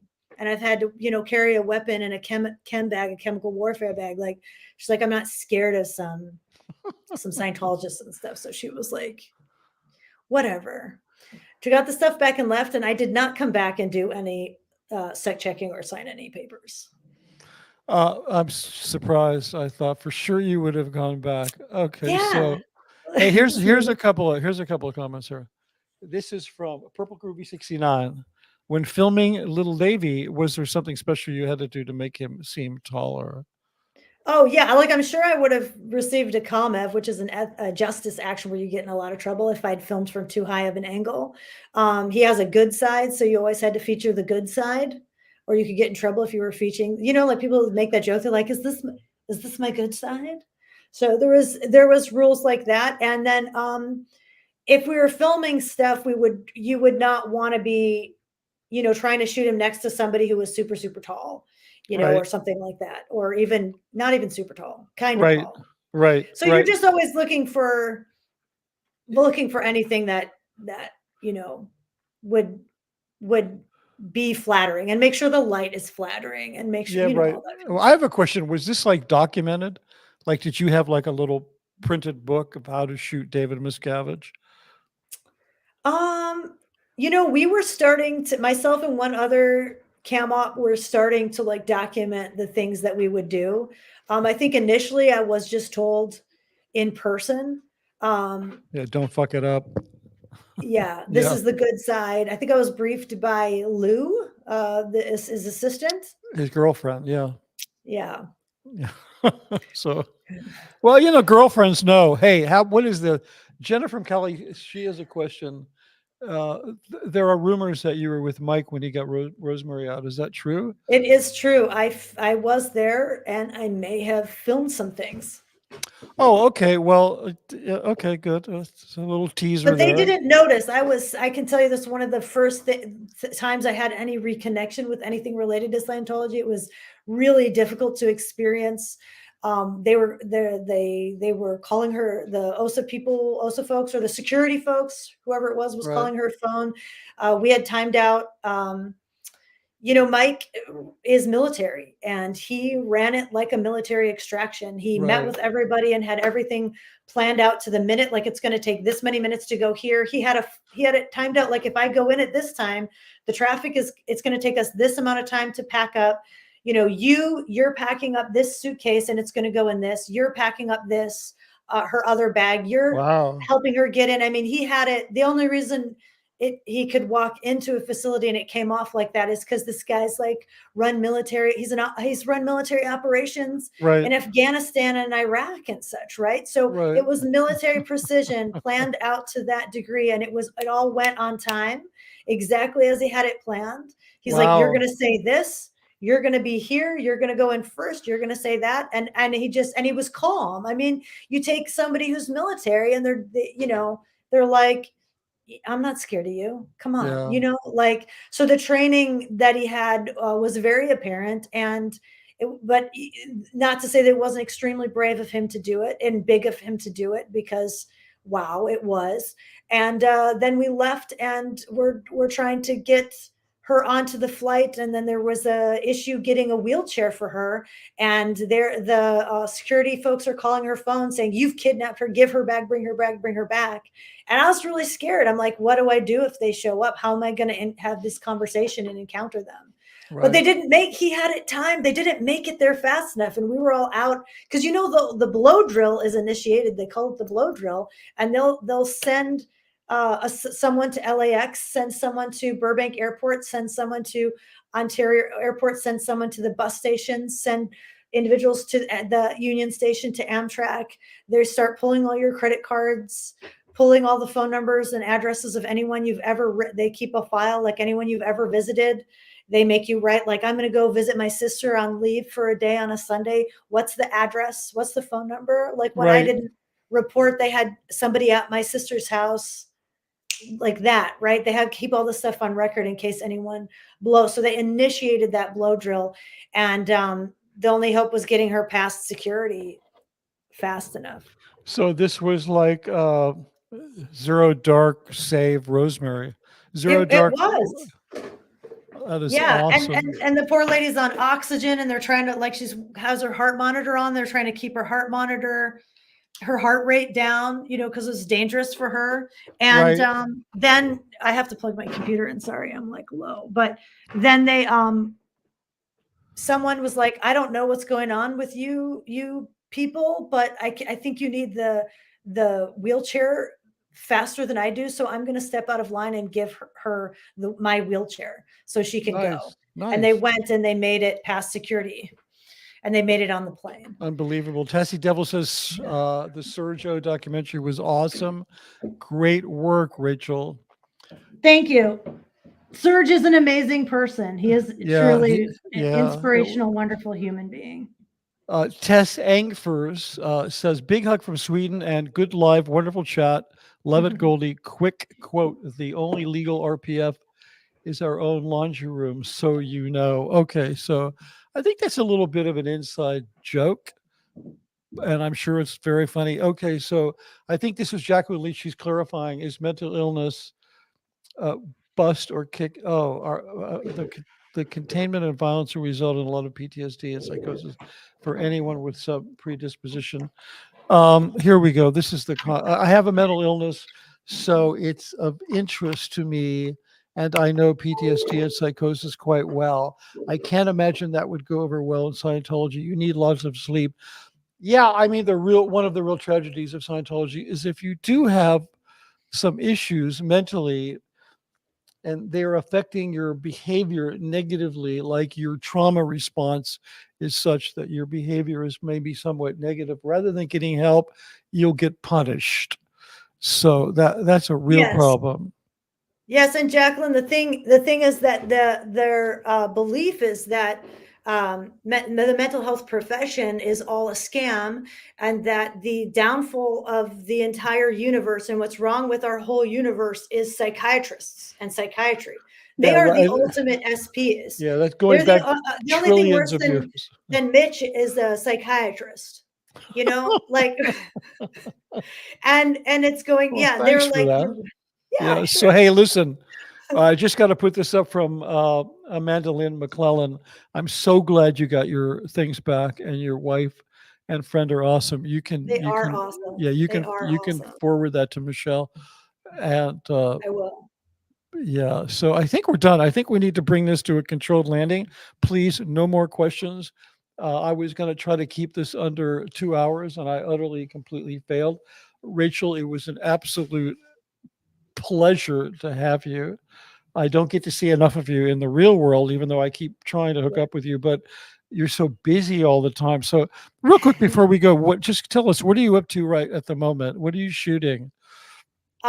Yeah, so oh gosh, a lot of things. I film a lot of commercials and PSAs for social change type things, like government organizations and stuff. I have two feature films, narrative feature films, that I was a director of photography on, that I shot in the past year. So those are coming out soon.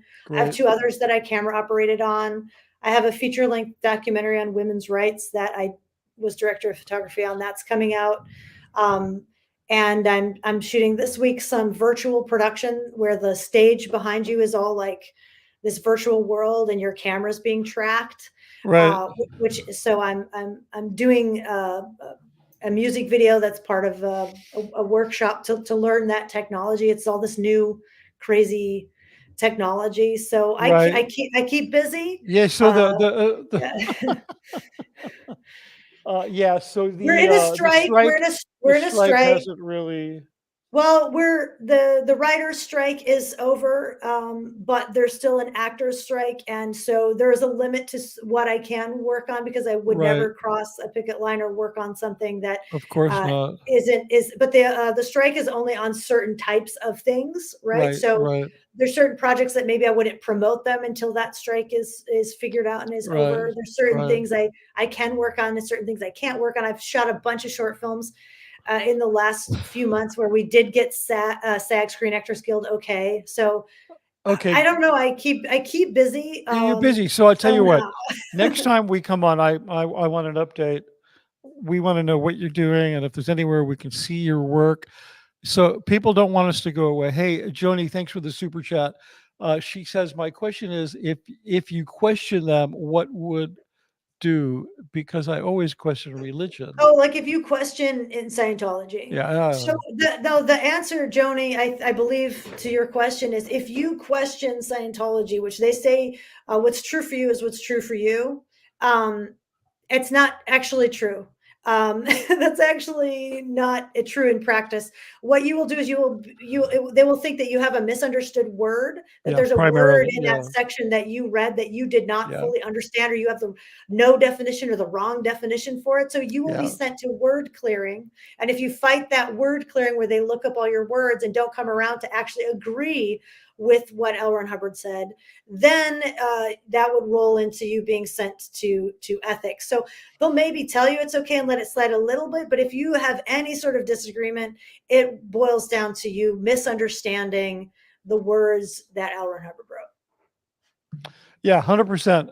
That's absolutely right. Okay. Good. So now what we're going to do is I need some time to convince Rachel to start her channel. So don't bug me about that. We'll bring her back soon. We will definitely do some reactions to stuff we've done. I just got to figure out how to copy it off the Scientology network. We'll figure out some stuff maybe we did jointly, or we could sort of walk through it. And other than that, I think we're pretty much done. So we're gonna thanks for everybody watching. We had a really decent group and great questions.